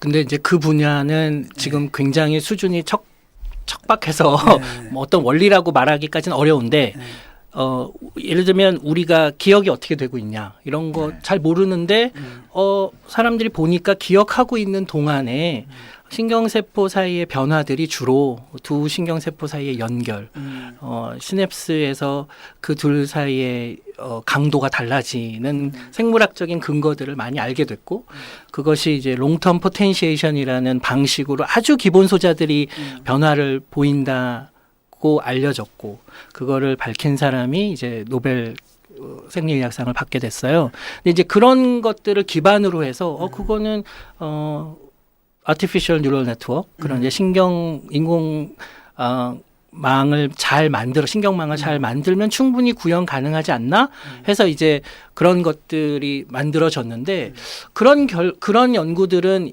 뇌에 대한 이해가 너무 부족하니까 뇌와 비교해 보면 성능이 많이 떨어지는 거죠. 근데 최근에 재미있는 거는 우리가 그거 잘 모르고 예를 들면 예쁜 꼬마 선충이라는 C. 엘레강스라는 벌레는 뇌세포가 한 300개 정도 있고 걔네들이 주변에 있는 신경세포하고 한 7, 8천 개 정도 연결이 돼 있어요. 그걸 그냥 통째로 넣었더니 얘가 그냥 꼬마 선충처럼 막 움직이는 거예요. 그리고 우리가 뭘 해주지 않아도 예를 들면 벽이 있으면 부딪혔다 다시 물러나고 다른 짝이 있으면 그 근처로 가고 특정한 케미칼을 넣어주면 그 방향으로 가거나 물러나는 그러니까 우리가 원리는 잘 모르겠는데 이 네트워크를 잘 이해하면 벌레 수준 1mm 정도 되는 벌레 수준이지만 얘의 행동은 이해할 수 있겠네. 그러면 이제 이거를 계속 확장하면 100억 개 이상 되는 신경세포를 가진 인간의 뇌도 이해할 수 있지 않을까라는 이제 과감한 예측을 해볼 수 있는 거죠. 저 질문이 하나 있는데 그 책을 읽으면서 아주 기초적인 문제에 대한 건데 그 사람의 뇌가 뭐 1.2kg에서 1.4kg 네. 정도 되고 성인 남자 기준으로 하면 몸무게 70kg이라면 2%. 몸무게 2%가 네. 인내에 해당되는데 네. 근데 그 뇌가 쓰는 에너지가 네. 사람이 쓰는 에너지 약 20%를 쓰는 맞습니다. 굉장히 맹렬하게 에너지를 쓰고 있는데 제 질문은 뭔가면은 그 저기 교수님 책을 보니까 그 뇌를 많이 움직이면은 늘 같은 에너지가 쓰여지는 게 아니라 뇌를 많이 가동하면은 에너지가 더 많이 쓰여지는 것으로 이해되어 네. 있고 그런데 사람이 가급적이면 에너지를 적게 쓰려는 네. 그런 경향이 있다는 거예요. 공부를 안 하는 거지. 힘들어. 그렇습니까? 예. 그 뇌를 많이 쓴다고 해서 이제 그 에너지가 늘어나는 폭이 뭐 갑자기 60%를 에너지를 우리가 뇌가 쓰고 이런 일은 벌어지진 않아요. 예, 뭐 한 20%에서 25% 사이를 왔다 갔다 하긴 하는데 그렇다는 얘기만 돼도 그건 무슨 얘기냐면 그 여러분들 왼손에 한 20kg짜리 아령을 묶어놨다고 생각하시면 됩니다. 예, 그러고 사는 거예요. 그럼 왼손을 얼마나 쓰시겠어요? 예. 특별한 일이 아니면 얘를 들어 올려서 뭔가를 쓰는 일을 하지 않으시겠죠. 웬만하면 오른손으로 처리하고 힘드니까. 예, 얘를 질질 끌고 다니고 예, 여간에서는 이 손을 쓰지 않을 거란 말이에요. 그거랑 비슷한 거예요. 뭔가 생각을 해서 뭘 하세요라는 얘기는 왜 아령든 왼손을 쓰세요 하고 똑같은 일인 겁니다. 생각하기 싫은 거지. 예. 골 아프다는 말이 그 말이구나. 그래서 많은 그러니까. 경우에 이제 신체의 자동 반응에다 이렇게 기입을 해놓고 예, 그게 바로 이제 습관이라는 게 바로 그겁니다. 생각 안 하고 처음에, 행동할 수 있게. 예, 처음에 한두 번은 생각하죠. 우리 동네에 맛있는 데가 어딘지 한번 쭉 가보고. 근데 그렇게 하고 나면 이제 대충 예측이 되기 때문에 내가 굳이 머리를 쓰면서 최고의 이익을, 최대의 이익을 얻기 위해 노력하고 가장 합리적인 선택을 하기 위해 노력하기보다는 예측 가능한 수준의 습관적 선택을 반복하면서 짜장면 짬뽕 맞습니다. 할 때 대략 자기 노선을 정해놓고 이제 두 번에 한 번은 짜장면 먹다가 어쩌다가 한 번씩 딴 거를 조금씩 먹어보는. 맞습니다. 그러니까 이제 언론을 통해서 사람들의 그 심리를 조종하고 정치적인 행위를 조작할 수 있는 가능성이 여기서 열리는 거 아니겠어요? 왜냐하면 그게 뭐 일일이 어떤 정보를 들을 때 저게 사실일까 아닐까 생각하면 머리 아프니까 4대강 대충 지어지어 디귿신문 이런 데서 막 퍼부으면 저렇게 많이 뜯으니까 맞겠지 뭐. 그렇게 이런 거 생각하게 된다는 같아. 분명히 뭔가 새로움은 하나 있어야 돼. 사람들이 관심을 가져. 근데 그게 너무나 많은 두뇌의 그 에너지를 요구해서는 안 돼. 그래, 그거 진보가 갖다가 잘 이 성공하기가 사람이 늘 어려워. 알고 있던 자기가 평소에 알고 있었던 아주 익숙한 편견들이 있잖아. 그렇지. 이거랑 이렇게 결합을 해가지고 주는 거. 그렇지. 이게 이제 그 정치적 그러니까 이제 선동의 뭐 선거 앞두고 뭐 휴전선 근처에서 총소리 몇 번 나면 1번으로 펴고 확 몰리는 거야. 아 이거 신호가 딱 오는 거 전쟁 경험도 있고 하기 때문에 휴전선에서 총소리 났다 그러면 1번으로 모여야 돼. 이게 익숙한 사고 패턴, 행동 패턴으로 돼 있기 때문에 이제 그때 막 사탕을 나눠줘가지고 잘 이용하는 것 같아. 이제 두뇌가 덜 피곤하게 이렇게 제가 무슨 영양분을 이야기를 제공해야 해도 이야기가 그 방향으로 가는군요. 여기. 저는 이 상황에서 꿋꿋하게 그냥 뇌과학 얘기만 하겠습니다. 그럼 그러니까 그 질문 한 가지만 할게요. 네네네. 아니 이제 저는 경제학도로서 신경생리학자들이 현대 경제학을 만들었거든요. 이게 18세기에 생리학자들이 인간의 오감이 감각기관이 동일한 자극에 노출될 때 처음에보다 나중에 갈수록 둔감해진다는 사실을 발견했어요. 수학 한계 효용의 법칙 이런 거예요. 이게 이제 한계 자극 체감의 법칙이라고 네. 생물학에서 나오는데 이 원리를 그대로 소비 행위에 갖다 놓은 게 한계 효용 체감의 법칙이라는 거예요.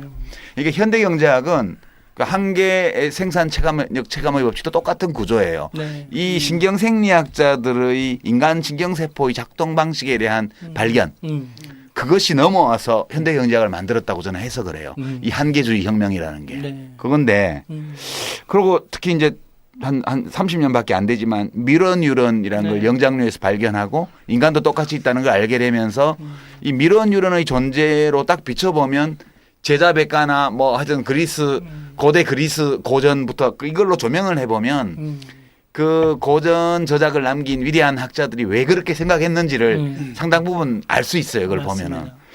그래서 이게 인문학에 또는 사회과학에 많은 지금 자극을 주고 변화를 야기하고 있는 발견이라고 봐요. 이 미러뉴런이. 네. 마치 이 신경생리학적인 발견이 18세기에 경제학을 만들어낸 것처럼. 네. 정재성 교수님이 최근에 이제 뇌과학 연구 결과나 이런 걸 보면서 향후에 인문학, 사회과학 쪽의 사고 패턴, 우리들이 인간에 대한 이해 이런 것에 큰 영향을 미칠 만한 발견 이런 것들이 있어요? 이거 말고도? 네, 그러니까 지금 말씀하신 그 두 흐름이 제가 연구한 저는 이제 주로 뇌가 하고 있는 일 중에 의사결정, 선택을 할 때 어떤 일이 벌어지느냐를 보는데 크게 하는 의사결정이 두 가지예요. 하나는 value based decision making이라고 해서 목적을 이루고 나한테 가장 큰 이득을 주는 그런 이제 경제적인 의사결정을 하는 거죠. 또 하나는 이제 social decision making. 내가 저 사람과의 관계를 상황에서 어떤 의사결정을 하는 거. 근데 그 value based 된 decision making은 한정된 재화 안에서 최대 이익을 얻기 위해 내가 그 코스트 베네핏 어널리시스를 이제 나름 하는 거죠. 비용 편익 분석에서 경제학적 선택을 그렇죠. 한다는 그리고 거죠. 그걸 하는 뇌가 굉장히 잘 마련되어 있어요. 아, 우리 뇌. 네. 예, 전전두엽의 특정한 영역. 도솔 레터럴 프리프론탈 콜텍스라는 데가 딱 고1만 해요. 예. 그리고 그 바로 옆에 있는 영역은 뭘 하냐면 내가 이 행동을 하면 저 사람이 날 어떻게 볼까? 내가 이 행동을 했을 때 저 사람이 언젠가는 나에게 뭘 해주겠지. 뭘 해줄까? 네, 우리의 관계는 어떻게 될까?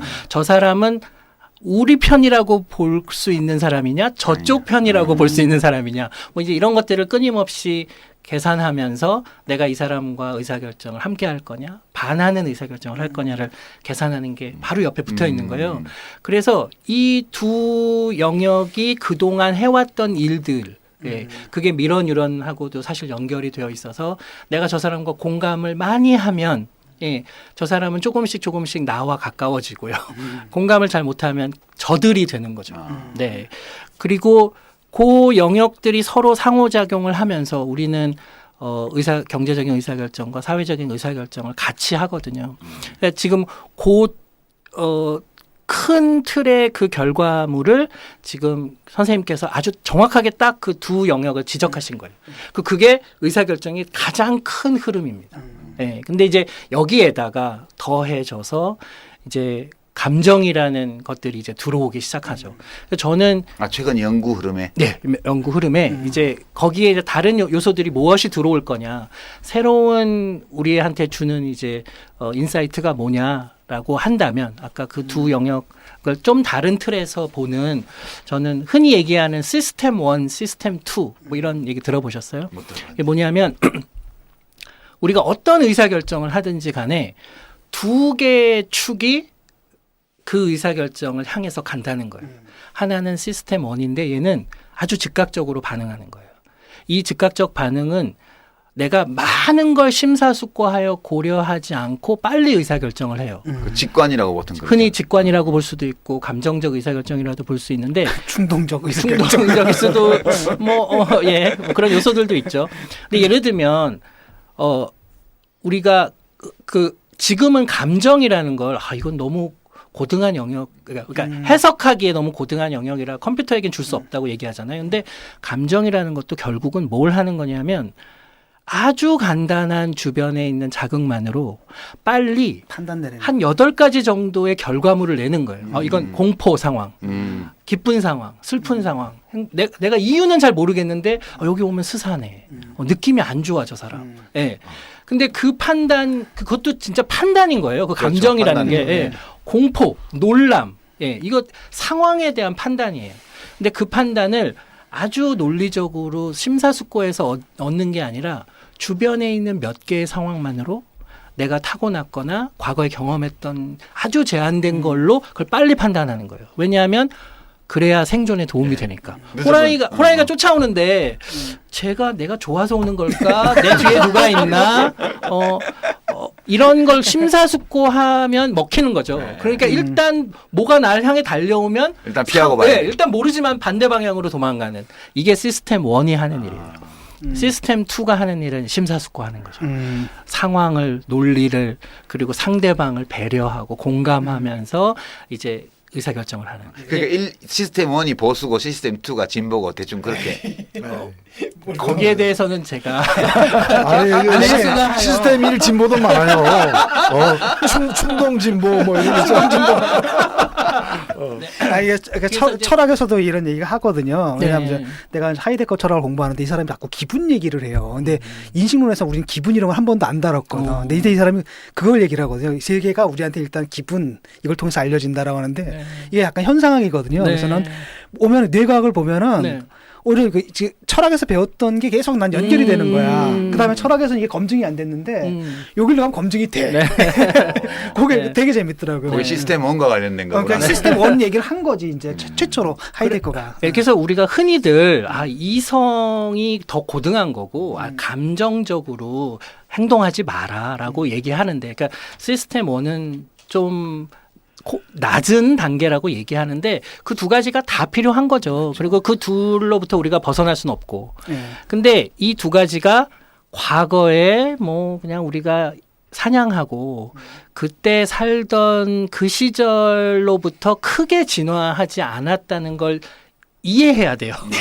이 복잡한 현대 사회에서도 그 뇌를 쓰고 있는 거다. 그러니까 우리 뇌는 구석기 시대에 만들어졌고 그걸로 지금 스마트폰 시대를 살고 있다. 그렇죠. 그러다 보니 이 시스템 1, 시스템 2가 각자 다 유익하고 유용한 부분들이 있으나 또 때로는 쉽게 속아 넘어가게 만드는 또 이런 측면도 있는 거죠. 이걸 어떻게 이제 잘 활용할 거냐. 근데 이제 예를 들면 시스템 2만 있으면 뭐 그런 훌륭한 사람, 이성적인 합리적인 사람이냐? 전혀 그렇지 않거든요. 이런 사람들은 의사 결정을 못 해요. 맞아요. 예를 들면 다 장단점을 따져보면 다 일리가 있어요. 이게 장점도 있고 단점도 있고. 그럼 둘 중에 뭘 할 거냐? 이건 시스템 1이 시키는 대로 해야 되거든요. 근데 이게 끌려. 최후 통첩 게임 이론에서 그 뇌싸움이라는 게 있잖아요. 뭐 일단 그런 게 최후 통첩 게임이 통첩 게임이 뭔지 그 청취자들을 모르시거든요. 잠깐 설명해 주시죠.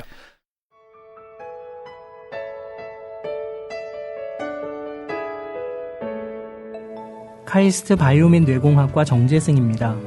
카이스트 교수들의 탁월한 강연을 책으로 엮은 카이스트 명강, 그 두 번째 책이 나왔습니다. 1권 구글 쉬는 모든 것을 알고 있다에 이어 2권에서는 우리 안의 작은 우주, 뇌를 탐구합니다. 치매를 연구하는 의사 정용, 뇌를 통해 행동의 비밀을 밝히는 유전학자 김대수, 인간의 선택을 연구하는 물리학자 정재승, 이들이 들려드리는 흥미진진한 뇌 이야기를 지금 만나보세요. 1.4kg의 우주, 뇌. 사이언스 북스에서 편했습니다. 최후 통첩 게임이 이제 저희 실험실에서 자주 하는 게임인데 아주 간단해요. 예를 들면 제가 이제 노회찬 선생님하고 유재민 선생님 두 분이 이제 게임을 하시는데 노회찬 선생님한테 10,000원을 드리는 거죠. 노회찬 선생님이 이제 두 분 나눠 가지셔야 되는 거예요. 나눠 가질 수 있는 그 권리, 그 비율을 정할 권리를 노회찬 선생님께 드리는 거예요. 딱 한 번만 제안하시죠. 근데 제가 딱 한 번 제안하는데 그걸 받든가 안 받든가예요. 네, 예를 들면은 안 받으면은 0원이잖아. 빵이잖아. 안 받으면 근데 두 분 다 못 받고 저한테 10,000원을 돌려주셔야 되고, 그 노회찬 선생님이 나눈 그 비율로 어떻게 나누든 내가 받아들이면 그렇지. 제가 이제 예를 들면은 제가 9,000원 갖고 제가 유작가한테 1,000원을 드린다고 했을 때 거예요? 이걸 어떡하실 거예요? 나는 요즘 노 대표가 좀 공하신가 보다 이렇게 생각하면서 1,000원을 받지 난. 받으실 거예요? 근데 이걸 이제 안 받으면 빵원이 되는데. 그렇지만 박근혜 대통령이 그렇게 나누자 그러면 절대 안 받지. 열받아. 너도 한번 물 먹어봐라. 근데 사실 어떻게 아니 받는 사람 제안자 말고 받는 사람 입장에서 생각하면은 안 받는 것보다 1,000원이라도 받는 게 나을 것 같지만 그 게임이 이게 실험에 따르면 대부분 다 대부분 안 받는다는 거예요. 여기 이거 노 대표가 아니고 학교 동창인 동기 동창인 황교안 씨다. 그러면 절대 안 받지. 내가 1,000원, 9,000원 이래도 내가 안 받아. 저 사람 1,000원 갖게 안 해줄 거야. 이런 문제죠. 이 게임이 얼마나 정치적인 게임인가를 이 지금 두 분이 보여주신 거예요. 그러니까 무슨 얘기냐면 이득을 생각하면 경제적 이득을 생각하면 무조건 받아야지. 무조건 받아야지. 호모 이코노미크스라면 무조건 받아야 되는데 사람들은 희한하게도 8대 2나 9대 1 정도 되면 이거는 기분 나빠서 안 받는다는 분들이 나오기 시작하고요. 그다음에 상대방이 누구냐에 따라서 이거를 완전히 달라지고요. 뭐 더러워서 안 받는다 이제 그런 말이 있는데 안 받고 만다 이런 것도 있고. 네. 날 9,000원을 준다 해도 제가 1,000원 가지는 꼴을 난 못 봐. 이렇게 해서 무조건 거부할 수도 있지. 둘 다 못 받게 만드는. 둘 다 못 받게 만드는. 난 못 받아도 좋아. 근데 이제 이런 판단이 아까 조금 전에 이제 설명하신 시스템 1, 시스템 2 있잖아요. 그와의 어떻게 연관되는 겁니까? 그러니까 이제 그 아까 말씀드린 더럽고 치사해서는 안 받아. 그게 1,000원. 시스템 1이야. 그게 이제 시스템 1이 하는 일인 거죠. 그리고 1,000원이라도 받는 게 나한테 이득이다. 이걸 계산하는 영역이 시스템 2인 거죠. 예. 대개의 경우에는 이제 그걸 보면 이 사람이 시스템 1이 발달 주로 쓰는 사람인 건지 시스템 2를 쓰는 사람인지 알 아니 수 뭐 있고. 다혈질이다 뭐 얘기하면 네. 그런 거죠. 그럴 수도 있고 또 근데 재미있는 건 많은 사람들이 이런 게임을 하면 5대5로 나눠요. 그렇지. 네. 일단 그냥 5대5로. 근데 5대5로 나눌 필요 사실 없거든요. 그렇죠. 경제적으로 생각하고 두 분 다 합리적이라면 9대1을 줘도 저 사람은 받을 거다라고 간주해야 되기 근데 때문에 5대5가요. 네. 1대1, 5대5 이게 우리 시스템 A1 네. 거기에 다 맞나 봐. 그러니까 우리 지금 뭐 사회보험이 다 사용자하고 노동자가 반반씩 내잖아요. 네. 그게 제일 궁금해서 독일에서 공부할 때 우리 이제 그 복지정책 우리 하던 그 세미나 교수한테 물어봤어요. 네. 제가 이제 비스마르크 시대 때 이제 반씩 내도록 된 건데 독일 경우에 제 손을 들고 왜 반씩 내게 했냐고 이렇게 물어봤더니 교수가 나도 잘 모르겠는데 한 번도 생각 안 해봤는데 다음 주에 얘기할게 그러더라고요. 그 다음 주에 오더니 아무 이론적 근거가 없대요. 그 당시 그걸 채택할 때 그 반씩 내는 게 그게 공평해? 이래서 그냥 반씩 됐던 그러니까 막연한 윤리 감정인 거, 정의 감각인 그 감정인 그거 거지. 1대1 그거는 내가 볼 때는 시스템 1인 것 같아요. 네. 그래서 합리적으로 추론을 하면은 사실은 5대5까지 나눌 필요 없는데도 사람들이 이제 그런 행동을 많이 하는 걸로 보아 호모 이코노미쿠스가 아니다라는 증거이기도 한데 재밌는 건 5대5로 나누려고 하는 사람들이 많을수록 그 사회의 만족도도 높고 그 사회에서 재화에 대한 공평한 분배. 예. 사실 이거 보면 결국은 두 분 선생님들도 저한테 특별히 노동 없이 10,000원을 받은 거잖아요. 그렇지. 그러니까 내가 이거를 굳이 내 이익을 최대화하기 위해 노력하지 않고 이걸 그냥 우리 서로 행복하게 반씩 나눕시다 하는 이 마음이 높을수록 그 사회의 신뢰가 높다는 거예요. 그게 북유럽이지 북유럽. 그런 걸 생각해 보면 이게 고도의 합리적 선택일 수도 있으니까 이게 시스템 1이라 비이성적이고 호모 이코노미쿠스 같지 않은 의사결정이라고 함부로 겸하할 일이 아니라는 거죠. 그러니까 시스템 2보다 시스템 1이 더 좋은 걸 수도 있는 거죠. 예, 그러니까 그게 우열이 아니라는 거예요. 그러니까 제가 아까 말씀드리고 싶었던 게 합리적이고 이성적이고 논리적인 게 위에 있고 이렇게 직관적이고 감정적인 게 밑에 있는 게 아니라 그런 면에서 그 연구가 인문학, 사회과학 전반에 앞으로 큰 영향을 줄 수 있는 맞습니다. 이 스킴이라는 그러니까 거죠. 근본적으로 사고의 틀을 바꿔야 되는 이성우위론을 좀 극복할 수 있다는 근데 맞습니다. 이런 이제 그러니까 9대1, 8대1을 이렇게 먹는 것은 그 구나 팔을 주는 그 사람, 그 사람에게 굉장히 합리적인 걸 거예요. 하지만 그 결과를 보게 되면 그게 꽝이지. 꽝인 거죠. 그렇죠. 그러니까 그 전체적으로 보게 되면 더 합리적인 시스템이 이런 건 아니다라는 거죠. 맞습니다. 근데 희한하게도 사람들은 내 이익만 극대화하지 않고 내가 사는 사회 전체가 좀 더 나은 사회가 되려면 어떻게 의사결정해야 되는지를 마치 생각하는 것처럼 보인다. 혹은 시스템 1이 그런 역할들을 좀 해준다. 미련유런 덕분이 아닐까. 그럴 수도 있는 거죠. 상대방 입장에 서서도 한 번쯤 생각해 보는 거죠. 네. 그리고 그런 의사결정을 내가 할수록 전체적으로 내가 여러 번 의사결정을 할 때 내가 얻게 되는 이득이 커질 수도 있으니까요. 그래서 강한 이 인공지능이 더 힘든 거 아니에요? 그런 걸 넣어주려면 네네, 쉽지 않죠. 네네. 아, 그게 재밌는 주제네, 진짜. 그 가끔 그런 저는 철학은 잘 모르지만 우리가 이제 칸트 어렵기로 유명한 철학자가 이제 칸트, 헤겔 이런 사람이잖아요. 칸트의 순수 이성 비판을 통독하신 분이 뭐 10,000명 중에 1명 있을까 모르겠는데 통독했어요. 저는 이제 그거 읽으면서 제일 그래도 이해가 되는 대목이 앞에 한 1페이지 보다가 뒷부분에 그 정언명령 넘버 1, 넘버 2 설명한 그 대목이 그래도 제일 읽을만해요. 나머지는 이 얘기 왜 하는지 모르겠더라고. 근데 결국은 제가 이제 칸트 말에서 제일 인상적이었던 게 정언명령 1, 2 그거는 사실 뭐 그런 거예요. 자기가 세운 행위에 준칙에 따라 내가 이제 준칙이 항상 행동하되. 동시에 보편적 입법으로 타당할 수 있도록 행위하라. 그러니까 남들도 그렇게 해도 괜찮은 것 같으면 내가 그거 하고 안 그러면 하지 말라는 거고. 두 번째는 자기 자신이든 타인이든 사람을 수단으로 대하지 말고 목적으로 대하라고 그랬어요. 그 두 가지는 어려운 게 아니고 근데 진짜 좀 놀란 거는 칸트가 뭐라고 얘기를 했냐면 이제 아프리오리 그러니까 선험적으로 알 수 있다는 거예요. 배우거나 그렇죠. 경험하지 않아도 이걸 알 수 있고 이것을 아는 것이 그 인간 이성 자체의 능력이라고 얘기를 했어요. 근데 사실 그게 잘 이해가 안 되는데 이 얘기를 듣고 보니까 결국은 다른 사람을 수단으로 삼거나 자기 목적 달성을 위한 또는 내가 뭘 하려고 하는데 다 누구나 이렇게 해도 괜찮을까 해서 아닌데 그러면 좀 찜찜해지는 거지. 예, 근데 최후 독점 게임 하는데 10,000원 주고 정 박사가 우리한테 나한테 10,000원 주고 노래 펴고 나눠봐요 그러는데 왠지 내가 8,000원, 7,000원 가지고 저기 2,000원, 3,000원 줄래 그러면 좀 찝찝해. 그러니까 이 찝찝함이라는 느낌 이게 바로 칸트가 말한 배우지 않아도 경험해보지 않아도 그냥 알 수 있다고 말한 그게 아닐까? 맞습니다. 네. 그 체육 통첩 게임 다음으로 이제 바로 하는 게임이 독재자 게임이라는 건데요. 그런 그건 뭐냐면은 돈을 10,000원을 주면서 나누는데 이번에는 예를 들어서 제가 노회찬 선생님한테 돈을 드리면 유시민 선생님이 이걸 받을까 말까를 결정할 권리가 없어요. 저한테는 네, 그냥 무조건 주는 대로 받아야 돼요. 자, 그럴 상황에서 노회찬 선생님은 얼마로 나누시겠습니까? 물어보는 거예요.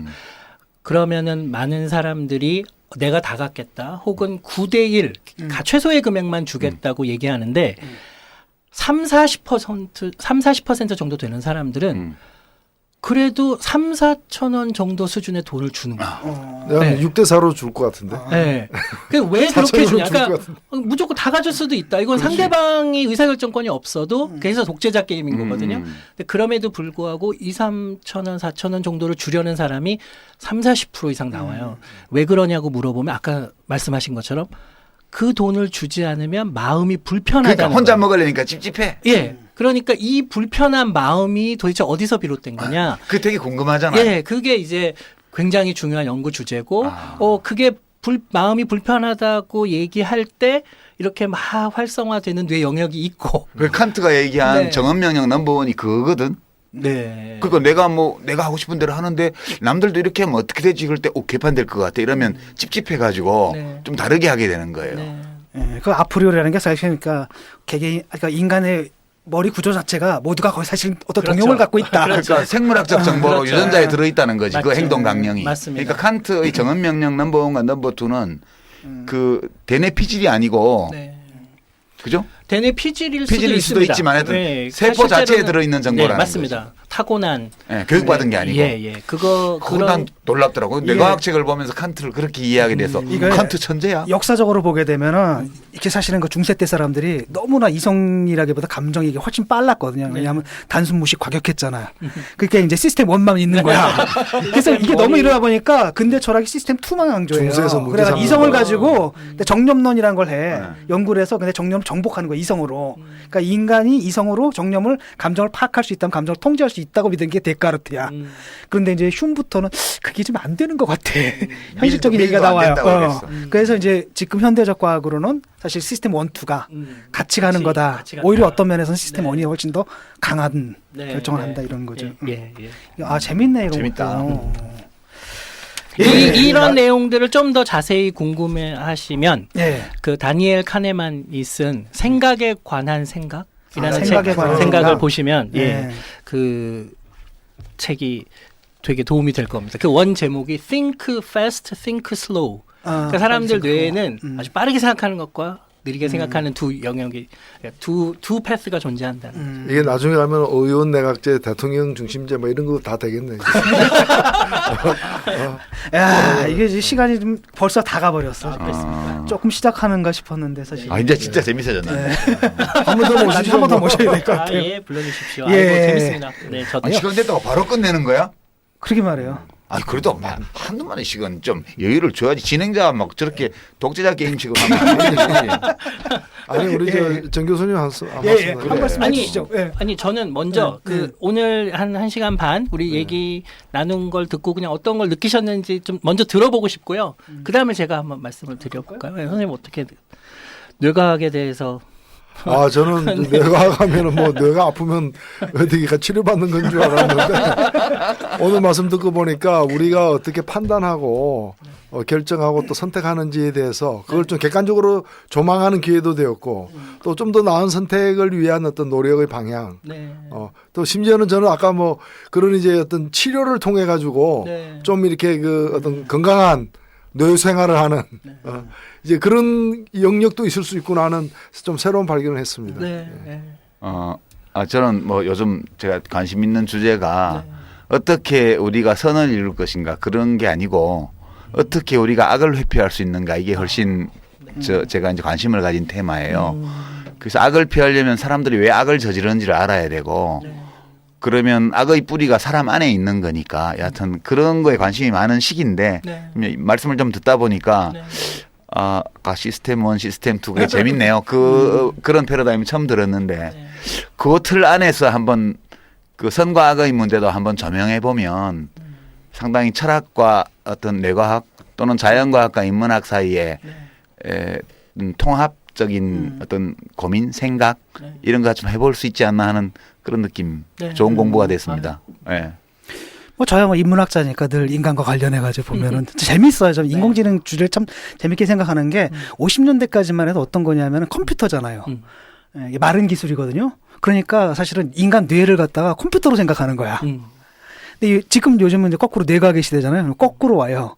이제 뭐니까 컴퓨터가 뇌를 닮아가는 거예요. 그래서 그런 거 어떤 테크놀로지 발달에 따라서 인간의 상인, 인간의 이해가 어떻게 달라지는지 그리고 좀 전에 제가 말씀드린 것처럼 너무 재밌는 게 그러니까 뇌과학자들은 앞으로 철학에서 좀 보세요. 우리는 굉장히 부정확한 어휘들 가지고 있지만 미리 연구한 게 있거든요. 근데 이제 문제는 뭐냐 우리는 사고 실험을 했는데 검증할 길은 없었는데 이게 딱 보니까 여기는 검증이 돼요. 스캐닝을 막 하니까. 그러니까 이게 상호 작용을 하게 되면 굉장히 재밌을 것 같아요. 상호 발전할 수 있을 것 같습니다. 저는 사실 인간의 뇌를 연구한다는 게 인간이란 어떤 존재이고 나는 누구인가 뭐 이런 인간들이 모여있는 우리 사회는 어떻게 굴러가나 이런 거에 대한 학문이잖아요. 근데 그러다 보니 굉장히 자연과학적이지만 또 굉장히 인문사회과학적인 요소들이 있어요. 근데 말씀하신 것처럼 인문사회과학자들이 오랫동안 제한된 경험으로 사고 실험을 통해서 통찰력을 가지고 얻은 결과물들이 신경과학자들이 뭘 분석해야 되고 뭘 실험해야 되는지에 대해서 되게 중요한 가이드를 주세요. 그래서 뭐 그동안 뭐 예를 들어 진중원 선생님하고 얘기를 막 나누면 제가 이런 실험이 있어요 이러면은 그거는 옛날에 누가 뭐랑 관련되어 있고 막 이런 얘기를 막 해주세요. 그리고 그게 좋아서 사실은 뭐 크로스 같은 책도 낸 거고 근데 그것의 정말 확장판 오늘은 정치 뭐 경제 전공하신 분까지 함께 얘기를 들으니까 내가 하고 있는 이 학문이 굉장히 우리 사회를 이해하는데 좀 쓸모가 있는 학문이구나. 이런 걸 좀 오늘 배우고 갑니다. 그 패러다임 있잖아요. 예컨대 이제 20세기 초반에 물리학이었고 그러다가 이제 50년대 되면 이제 컴퓨터 과학이었다가 최근엔 그 주도적인 패러다임이 이제 뇌과학이 되는 것 같아요. 가고 있나요? 네. 그렇습니까? 그러니까 항상 이렇게 왜냐하면 그게 모델이 돼가지고 많은 경우들이 그 은유를 사용하잖아요. 뇌과학이 처음에 컴퓨터의 은유, 뭐 물리학의 은유 사용하다 최근에 뇌과학의 은유를 많이 사용하는 것 같아서. 대세야 대세. 그러니까 이게 이제 쉽게 말하면 다른 모든 학문들, 정치학, 경제학, 미학, 뭐 철학 이런 부분들에도 굉장히 큰 영향을 상호 주고받으면 발전할 거라는 거죠. 오늘 너무 시간이 너무 아깝다. 우리 정재승 교수를 특정 방향으로 유도하려고 해서 난 실패했어요. 실패를 했습니다. 3부에서는 계속. 다음엔 제대로 뇌과학과 정치 그래가지고 제대로 한번 있잖아요. 실제로는 정치적인 판단. 뉴로폴리틱스라는 분야도 있습니다. 그러니까요. 그 부분 가지고 한번 또 모시는 게 좋을 것 같습니다. 우리 다른 전문가 선생님 안 계신가? 오늘 정 교수님 또 다시 오늘 못한 과학 이야기 언젠가 또 다시 모셔가지고 계속 했으면 좋겠습니다. 아이고 불러주십시오. 감사합니다. 긴 시간 너무 수고하셨습니다. 수고하셨습니다. 고맙습니다. 얘기 좀 될라 그래 갖고 아니 좀 끌고 올라 그러면 안 끌려오시네.